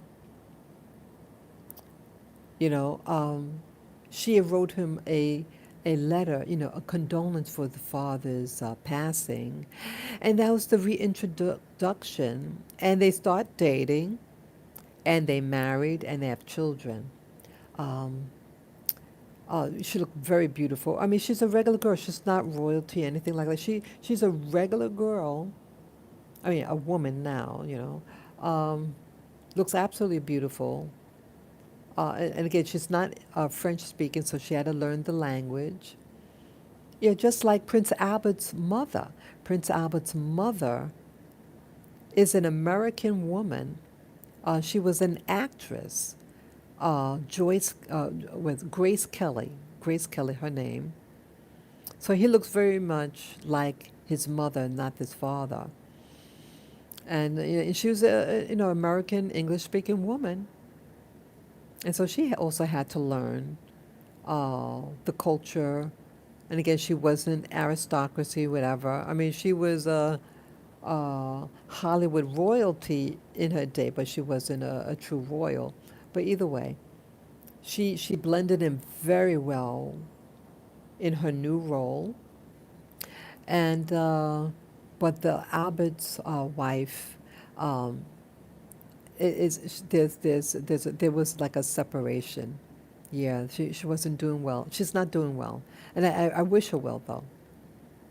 Yeah. So these are just different things I noticed with these different domains and histories and how these parallel lines are formed, but they never meet, and the how it compares with a place like Haiti, which was a French colony, and its a history of being under bondage, winning the Napoleonic forces, and then boom, you have no fortresses being made, real fortresses like predecessors in other francophone places, and in utmost disarray, and places like Brazil, the same type of thing.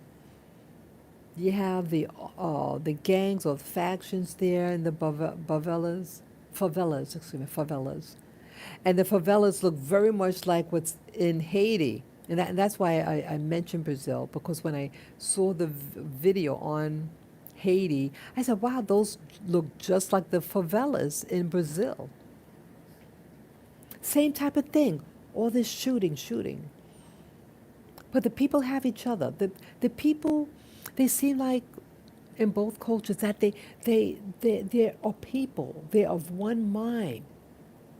They have a sense of dignity in themselves. The people, the common people there, they like themselves, but they're caught in the middle of war, the factions.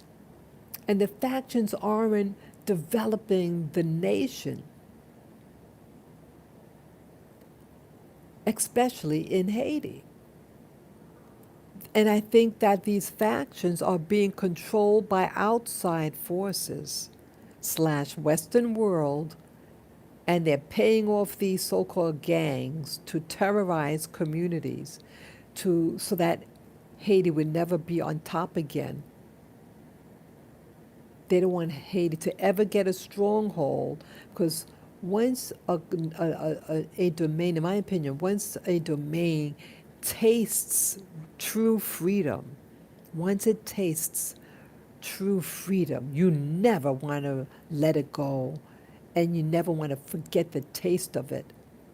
They know as a people what true freedom tasted like, but the outside influence don't want them to ever achieve that greatness. I mean, they were of one mind, one mind enough that was able to get them their initial freedom from the Napoleonic forces to be the true pearl of the Caribbean. But an embargo by Western nations for over 100 years, made fun of in the media. In Hollywood, there was a movie made about Haiti in the 1930s. Something was going on in the 1930s. It was a propaganda film, and they were talking about the religious practices of the people there to make the people look spooky. Yeah, it's all propaganda. Yeah. So, I think I mentioned about all these things. And again, I'm not saying these things to shame any nation or make mockery. No, it's never about that. And I apologize if I might have come across like that. I mention it, because, hey, I live in the United States. I live in New York City. And what is happening here? It's becoming more and more like a third world. These housings of these false um, fortresses called the projects, and it's war behind the wall of these projects, and you have now the migrants.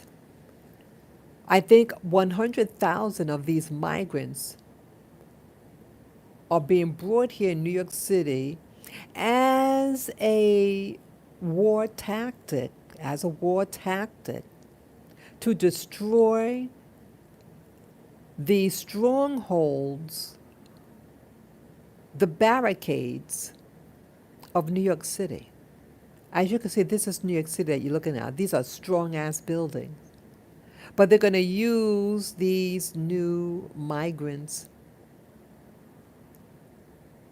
in modern warfare to pull these walls down. That's why I'm mentioning. I know I'm long winded, but I speak this way. I talk in, I build up to what I'm talking about. That's how I am.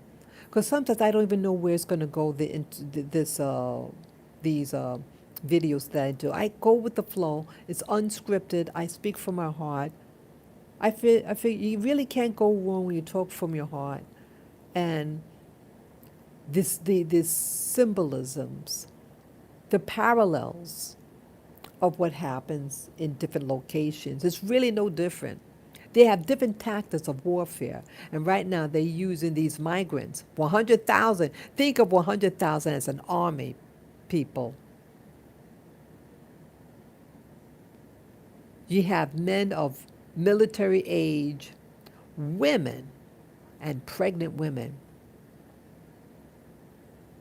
of age of that young enough to have children, and babies. They're not going to be used, assimilating into American culture. No, they're going to keep their culture, and they're going to use their influence and to be used as battering rams. They're going to be used as battering rams to tear down my beautiful city, New York City. Even last night, I have my window cracked open. They were blasting loud ass music outside. And I haven't heard that before, like that. Because when a group does that, when they turn up the volume of the music that represents them, it's a calling card to let people know this is their domain. They're claiming it, and they want other people around to know that they're claiming it by what they're playing, and they play it loud. In some neighborhoods, they play, like in Washington Heights, they play merengue, and they play it loud. They're claiming the area. And am even I am not wanted there. I used to live near there. I used to live on 149th Street in the 1980s. The side street has a lot of American or English speakers, but the storefronts on the main avenues are all Dominican and Spanish speaking. And a couple of years ago, I went way uptown on 155th Street. My father's from, at least when he married, he lived on 155th Street with his family, his mom and siblings. 155th Street in the Central Park, the central, I'm sorry, I meant to say the central part of the island, of that area, because there's a hill on the west side, and he lives below the hill, like I guess you call it the valley. It's real flat and low, and then you have the cliff that's elevated, looking down at that part of the town on 155th Street. Yeah, and I went to visit it, and I wanted to get my hair done, and then there was a lady and the daughter was like a teenager, very nice. They were nice, but it was a man there. And this was a winky-dink place, real small, just maybe a little bigger than a closet. And he's just standing there, and he's getting in my business, but he sounded very hostile because I was speaking English. The daughter went to school here in America and speaks beautiful English, and the mother spoke no English. I liked her, though. She was nice. She was a very dark-skinned Dominican lady, black Dominican. Yeah, I say black Dominican lady. And the daughter was cream color skin. And she was very nice to me. And she, oh, well, okay, she translated what I wanted done to her mom, and they were very nice. But the man there um, was not nice in nature and made me feel like, who are you coming here? That is a small ass business. You need all the money you can get. And that's why some of us are poor because you don't think someone's there to do commerce with you, to spend money, and then leave, and then you're going to be huffy. He says, why are you here? Something nasty. He said it, nasty. So, I was more Christian back then. And I said, oh, well, my father was born here on 155th Street, and I come and visit. Then he says, okay, okay, oh, so you just uh, come into the old neighborhood. He's all happy and everything. Why is this man threatened by me, my presence? Whether my father was born there or not. It turned out he wasn't physically born there. He was actually born in another part of Manhattan, but he was raised there and married out from there. It's a very humble neighborhood. Really, really. Yeah, I visited the building my father lived in. Very poor neighbor. It had it. In fact, the building there, is occupied by the labor. What do you call it? Uh, the labor department. When you're looking for a job, it's right. It's right above that. It's just ironic. It's real quiet. It was dead quiet. And when I was there, I saw a young woman in the street. I walked over and said, "Hey, how you doing? Hey, I'm just visiting." I was real happy about sharing her my story that my father. I thought my father was actually born in there. My father was born at home. My father was born at home, but I thought that was the house. He was born there, but no, they moved sometime later, and they were raised there, at the location the address that I had. Yeah. So, and she was really pleased for me to come. She would, thank you for visiting. She really enjoyed it. And I enjoyed it too. I enjoyed it. And it's really interesting when you look in your beginnings or your family's beginnings. See, someone may be born in modesty, humble beginnings, but it doesn't define them. It doesn't define them, people. What defines you is your character, what's inside. And back in those days, my father was born in 1931. People went to school in New York City. People went to college. My father was one of the top, he was the number 3 person in his graduating class. And he was competing with Europeans, a lot of a lot of everything. Yeah, I didn't know that. I mean, I saw a photo of the graduating class, and my father had a lot of accolades. I said, wow, I didn't know about the things that he was involved in. He was born in poverty, boy. That's when he always talked about how poor he grew up in, and he had siblings. He was one of the younger. He had a brother that I think was born maybe 5 years after him, but he passed away when he came out of the military. Um, but yeah, he had a brother who passed away. He was relatively young, but either way, he was born with a wooden spoon, so to speak, during the Depression, but people had a different way of thinking. Yeah, you didn't have a lot, but you had you. You had your mind, and you had your drive. You had ambition, dreams, and he followed the program in New York.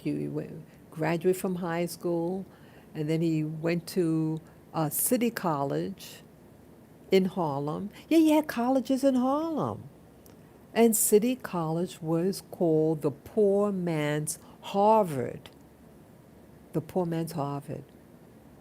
And some siblings of mine actually went to that school also. I didn't go there.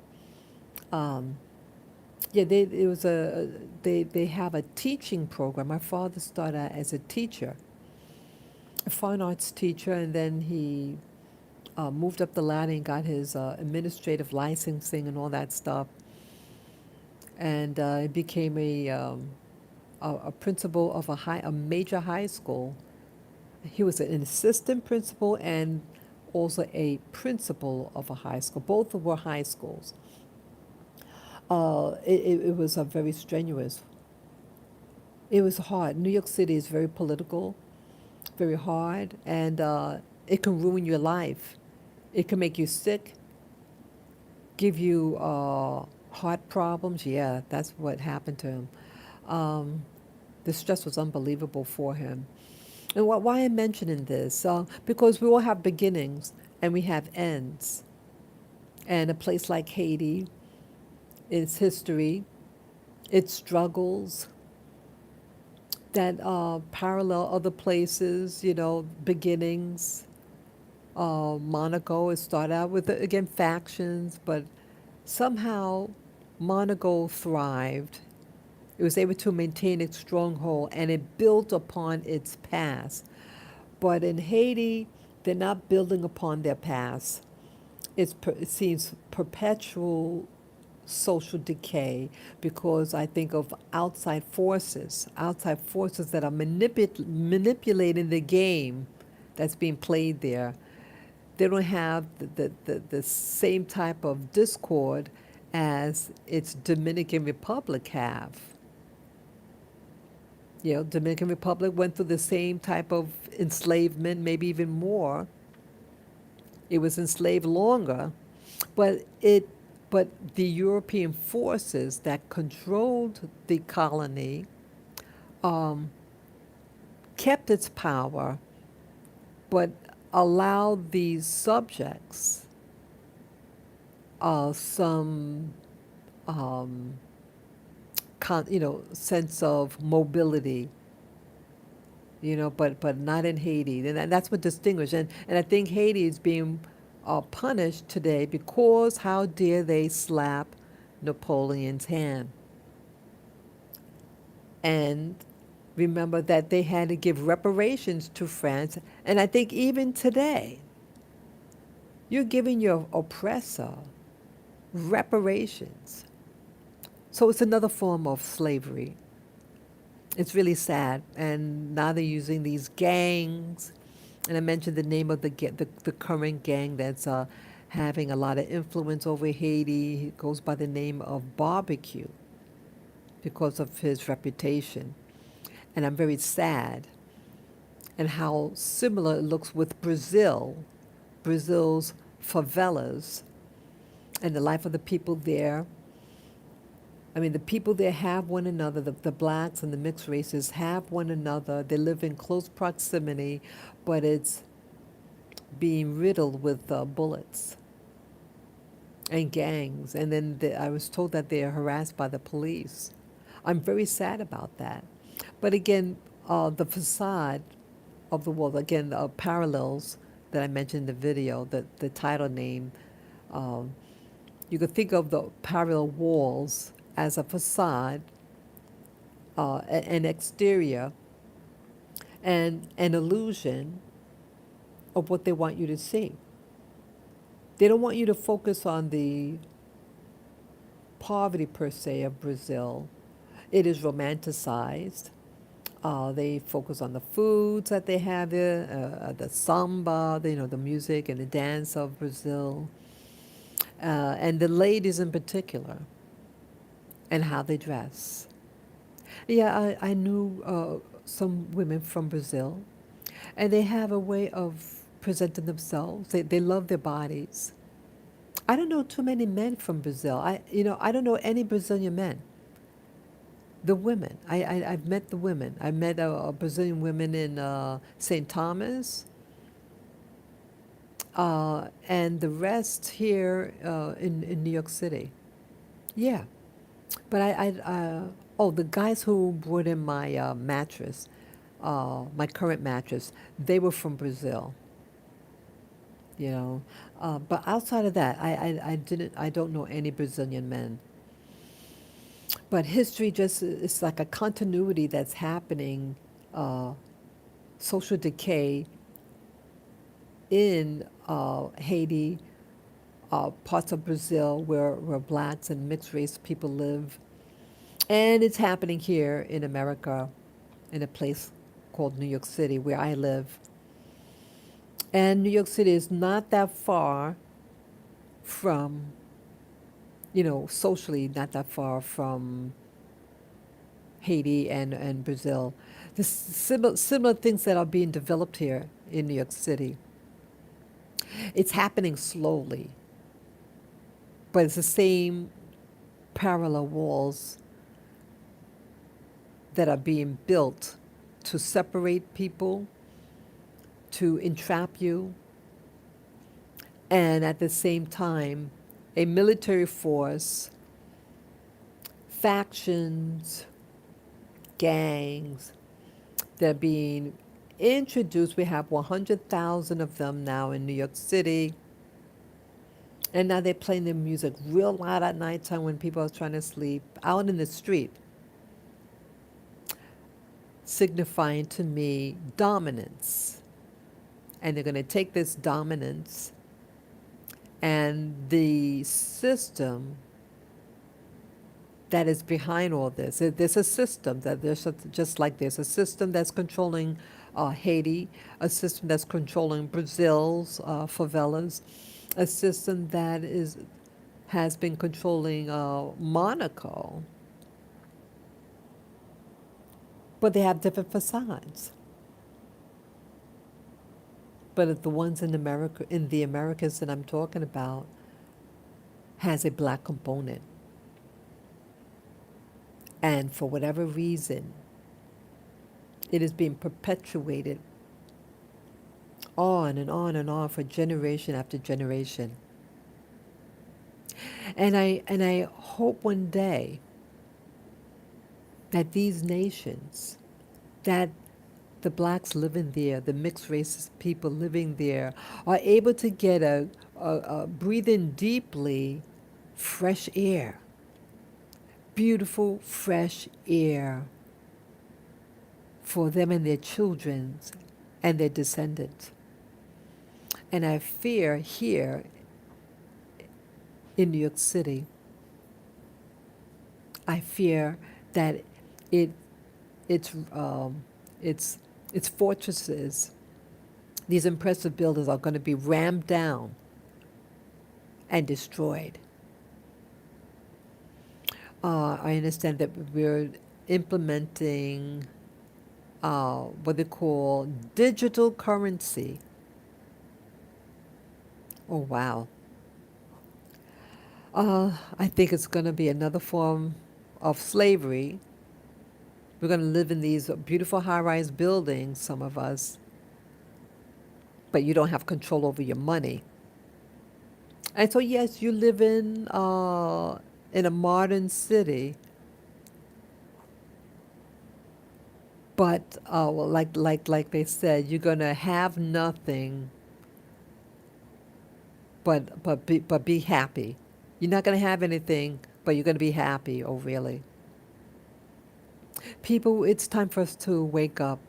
These stories that I mentioned, like Haiti, and again, I'm not trying to shame Haiti, not at all. That was not my goal. But to show you parallels of, of different domains around the world, what they had similar and where they headed, and that you may not want some of these outcomes. And that sometimes things happen in stages these controls that enter your domain, just like what happened in Monaco. It was set up by this faction, this group, this army from Genoa, Italy, which is in modern day Italy. And they set up a fortification there, these walls made out of stone. And then, on a pretense, these people came, they pretended to be monks, but underneath their cloak were weapons. And they took over that fortress. And they built the Grimaldi family that is in existence today. And they have their palace, their what they call a facade, that was attached to the fortress, their modern day palace. And they have a facade, as they call it, that's the term they used, facade. And it's opulence, and it's to convince the people around them that they're strong and wealthy. And it attracts wealthy people there. And that's how they seem to be maintaining their power. But places like Haiti and the favelas have not been able to catch up and maintain what they might have started out with, you know. Uh, and I'm very sad about it. Very, very sad. Um, yeah, this is modern day history. What do you guys think about the things that I shared? Um, yeah, this is modern day history and modern day lives, and you could compare different locations around the world and how they they they they they're separate from each other. The outcomes. Yeah, every region, every domain has its beginnings, and it starts with conquest and wars, and they build up the city. But for some reason, some places just never get to thrive and are perishing. And they have so much ability, like Haiti. Yeah, I've met Haitians over my lifetime. If given the chance, honey, they flourish. The ones that come to the U.S., oh, they like money. And they make sure that the Haitian family that I knew a lady, well, she was half Haitian and half Cuban. Mother was a Cuban, father was a Haitian. She was born in Haiti. They come to the U.S. She was able to open up a beauty salon, and she's a divorcee, and she had a little girl from that union. I met the girl when she was 11 years old, and then like 8 years later, she's in Columbia University. Oh yeah, yeah. They want to educate their kids, Haitians. Yeah, the Haitian I knew, they went to college. They like wealth, and they want people to think that they come that that they've made it. And it's sad that um, I mean they have a network here in New York City. They have a black book, a Haitian directory, and it's for that community. Oh yeah, the Haitian community. I saw the book. I was at the beauty salon. It was a black book, and this was a directory of Haitian businesses. Oh yes, they do network. They do network. They're quiet about it, but they do work together. Yep, they do work together, and it's such a different uh, outlook because I mean, how they are here in New York City. I had no idea initially the state of Haiti, of these factions. I had no idea they had gangs in Haiti Because the people here, they're not involved in gangs that I know of. They like to dress well. They want to speak well. They want to get good jobs. They everything. And it shocked me to find out that they had gangs. I thought it was a joke. Haitian gangs? Oh, yeah. Wow. How could that happen? It's like night and day. It's like night and day. They Haitian Americans or Haitians living in Canada. Total different ball game entirely. Yeah, given a chance, they will thrive. They want to do well. Yeah. And I want the U.S. to do well too. I want the people of New York City, where I live, I want us to thrive too. The blacks, it's like a city within a city. And now with the migrants, 100,000 of them, uh, it's it's it's um, it's getting run down. It's filthy here, garbage galore. It's falling down. Like what happened in Monaco when it got taken over by those people pretending to be what do you call Franciscan monks, and had under their cloak weapons, and they're using these modern day cloaks, um, and the cloaks that they're using are the migrant workers as weapons, visible weapons, but again they're cloaked because of what uh, they're not just here to just be happy. They're going to be mobilized, and the city is going to be teared down. That's what's going to happen, and that's why I'm doing this video. And yes, it took me 142 minutes to say so, to get to this point. See, the things that I talk about are in layers and layers upon another layer to explain my thoughts, why I believe what I believe.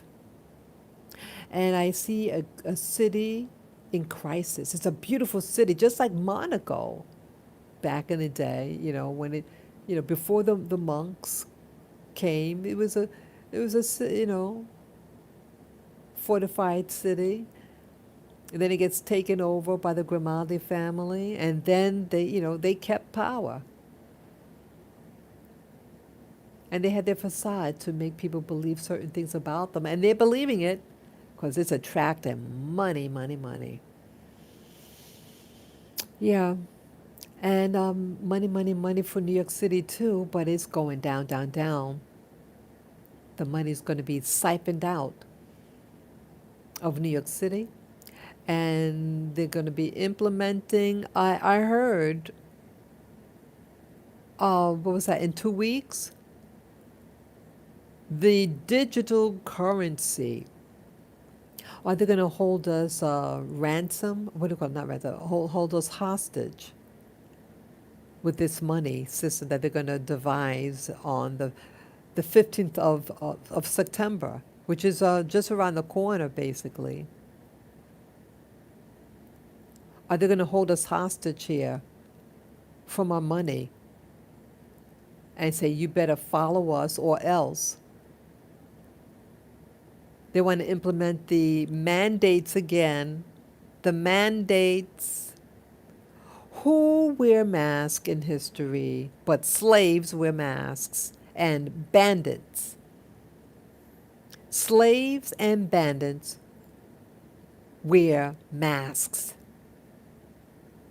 Did you hear me, people?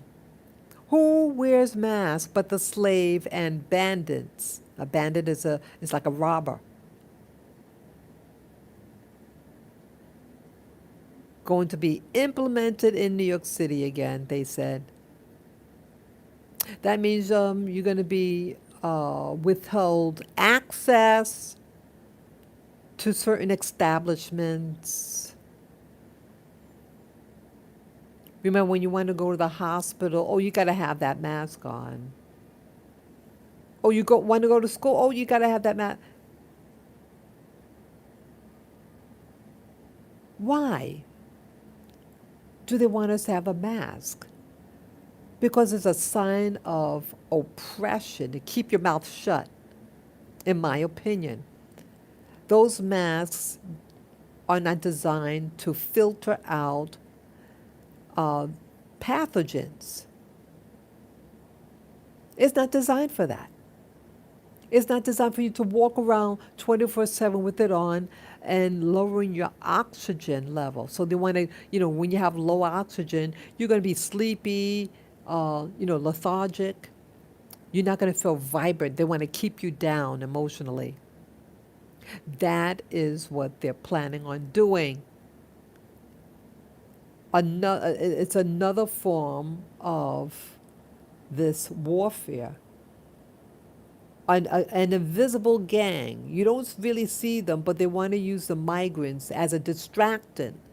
But they will be used to pull down the fortification of the city to make it weak and vulnerable. And I'm very, very sad about this. And I'm concerned about my safety. When people see that you're not one of them, that you're not of the new breeds that are being brought into my lovely city, they may try to attack you. Make it known that you're not welcome. Just like I wasn't welcome when I went on 155th Street in Manhattan some years ago, just to get my hair done. I wasn't there to take over, get my hair done. Because we don't have black salons where I live. You got black people, but no salon. The black people don't own anything here in New York City, down here. No American black businesses here. You have to go, you have foreign nationals from the Caribbean, and when you go uptown, they're primarily Dominicans. You have some Jamaican businesses, they're usually pastry shops. And then in other areas, you have the Africans, West Africans, that do the hair braiding. But no black American places here. None. And it makes me angry. I don't mind visiting different places. Don't get me wrong. I've always been around foreign nationals, exploring my environment here, enjoying the richness of it, but I never felt like I was being kicked out of my own country. I now do. I'm seeing the writing on the wall. People, do you see the writing on your wall? Do you have people destabilizing your community with migrant workers? Where are these migrants going? A migrant is always going somewhere. They make it sound like, oh, they're just passing through. No, they're not just passing through. They're going to stay there. Families. Children being born from them. And who's going to pay the tab? Who's going to pay the tab? You are, Black America. It's the money is being sucked out of your pocket.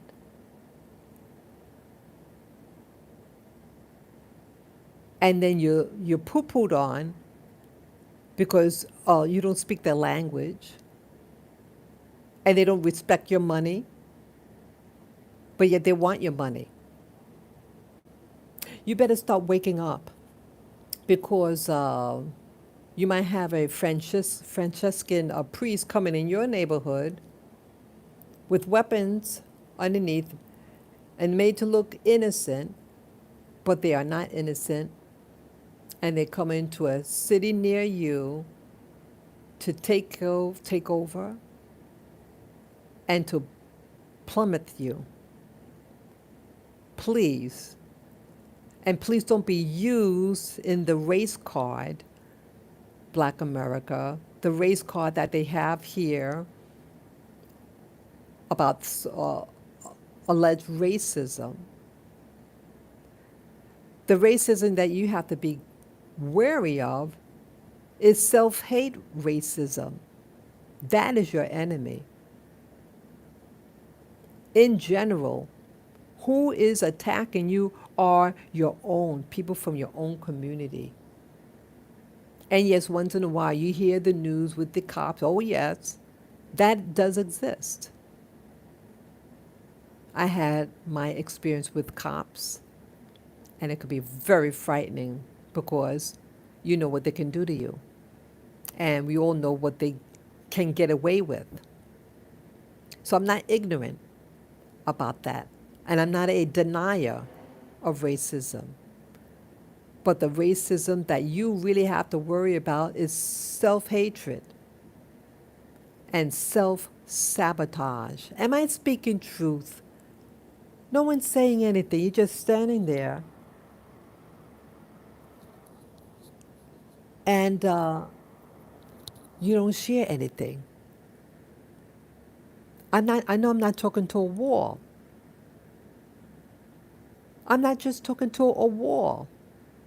I'm speaking truth. I'm not speaking about hatred. I am not about hatred. I am about awareness, social awareness, and I see these things happening around me, and I can't do a damn thing. Oh, could we get in some more people?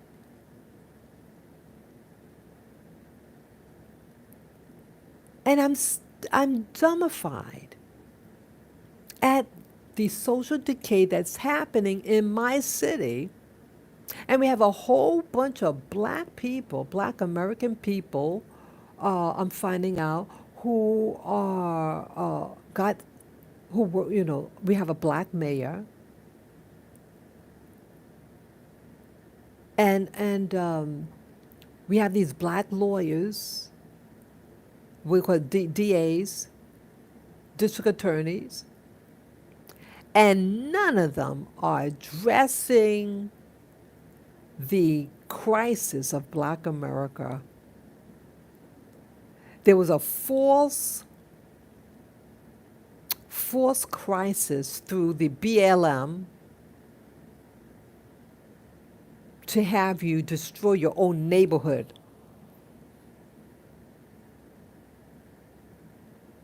That's what was done.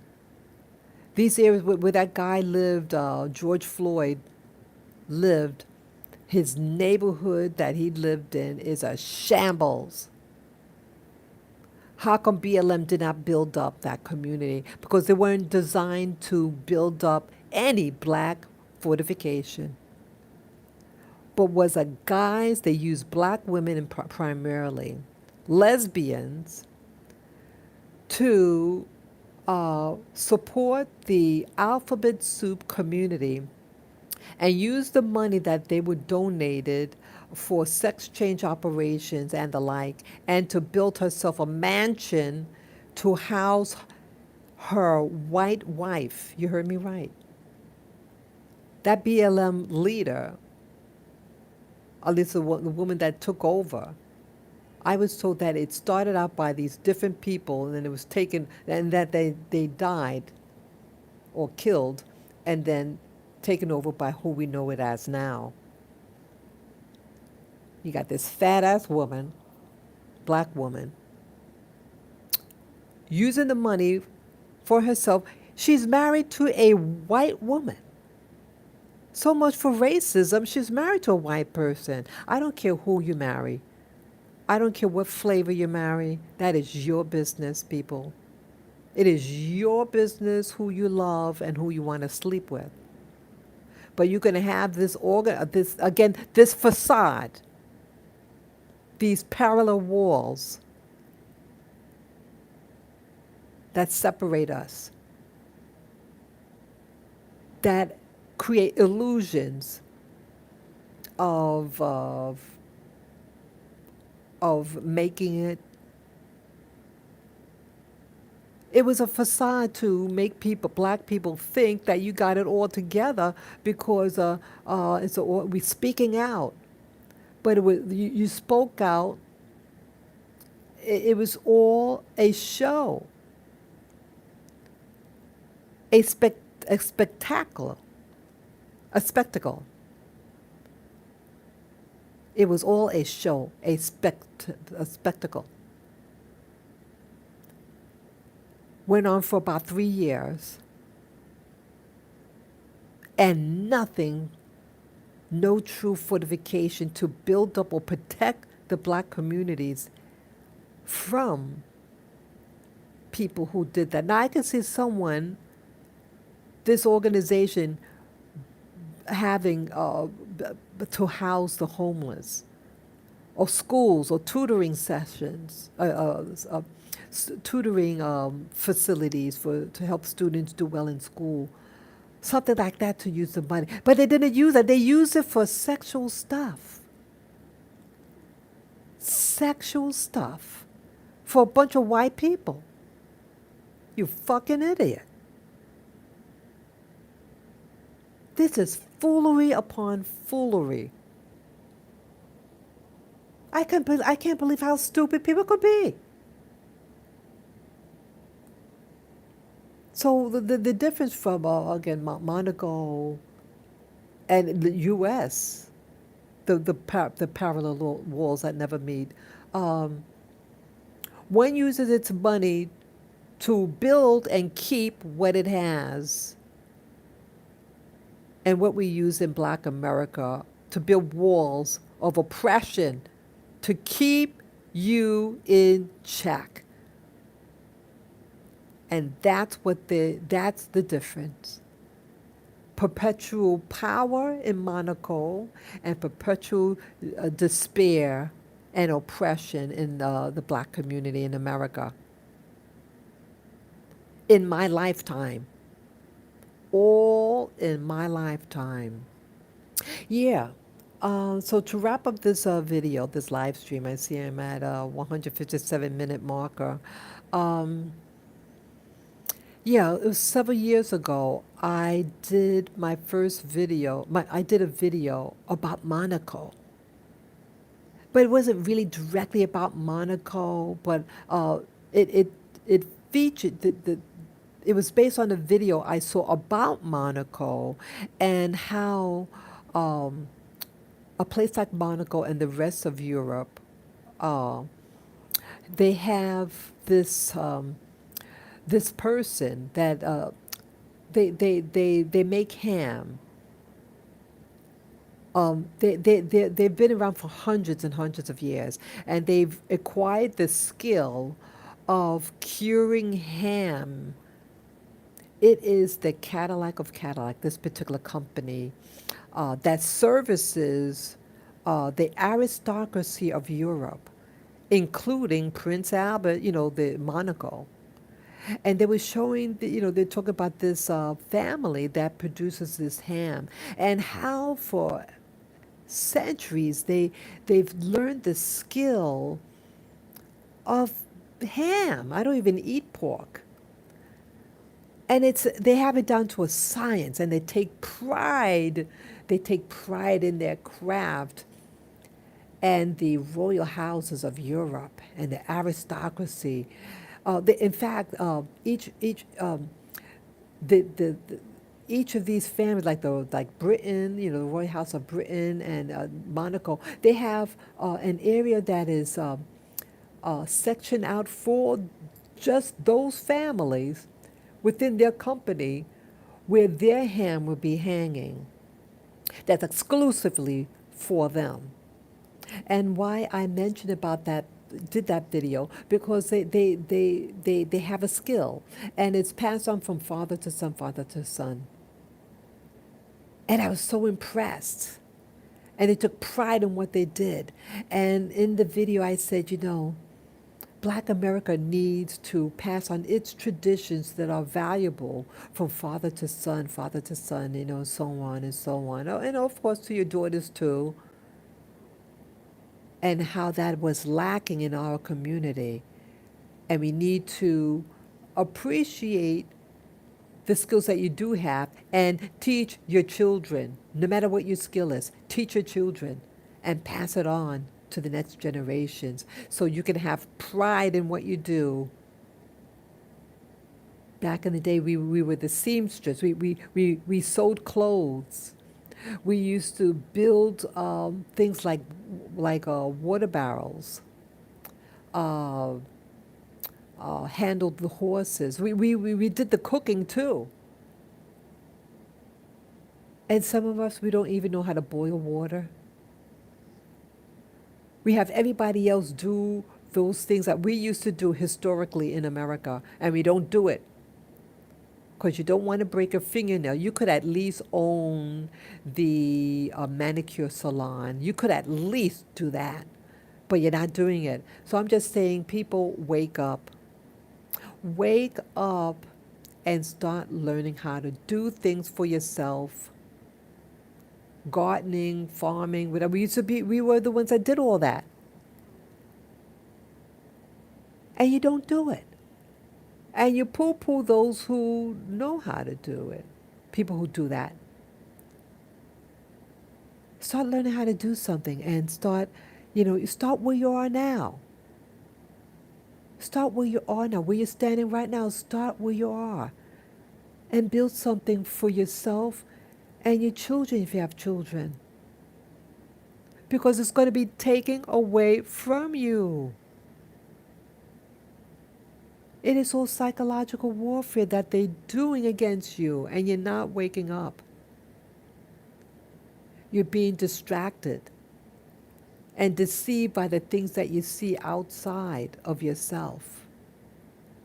And you don't realize how great you really are, how beautiful you really are, how beautiful your natural hair and your natural skin is. You are beautiful.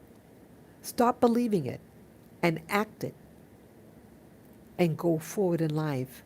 Because if you don't, everything, even what you don't have, will be taken away from you by the new system, the digital currency, and the migrants that are now here for your demise. So I will end this now. I hope you guys enjoyed this content. And those of you who are just coming on, watch the beginning of this live stream so you can get the full flavor of this video. You can even have it on when you're taking a shower or a bath, or you're cooking something, you're on the road. You just want to get some interesting conversation, topic, things that you could think on and ponder for you and your significant other. To start thinking what you can do, what's happening in my world, or in your world, I should say, and what you could possibly do for yourself. Okay? Yeah, that's all that I have to say. And again, I mentioned about these different places like Haiti, Brazil, Monaco, and the U.S. I'm not trying to embarrass, make fun of, mockery. No, that is not my goal in this. It's to wake you up. It's to wake you up, to make you see what is going on around you. Okay? I love you all. I love you all from the heart. I do. Thank you again for a wonderful opportunity to talk to you. And may you have a blessed day. Okay? Bye-bye.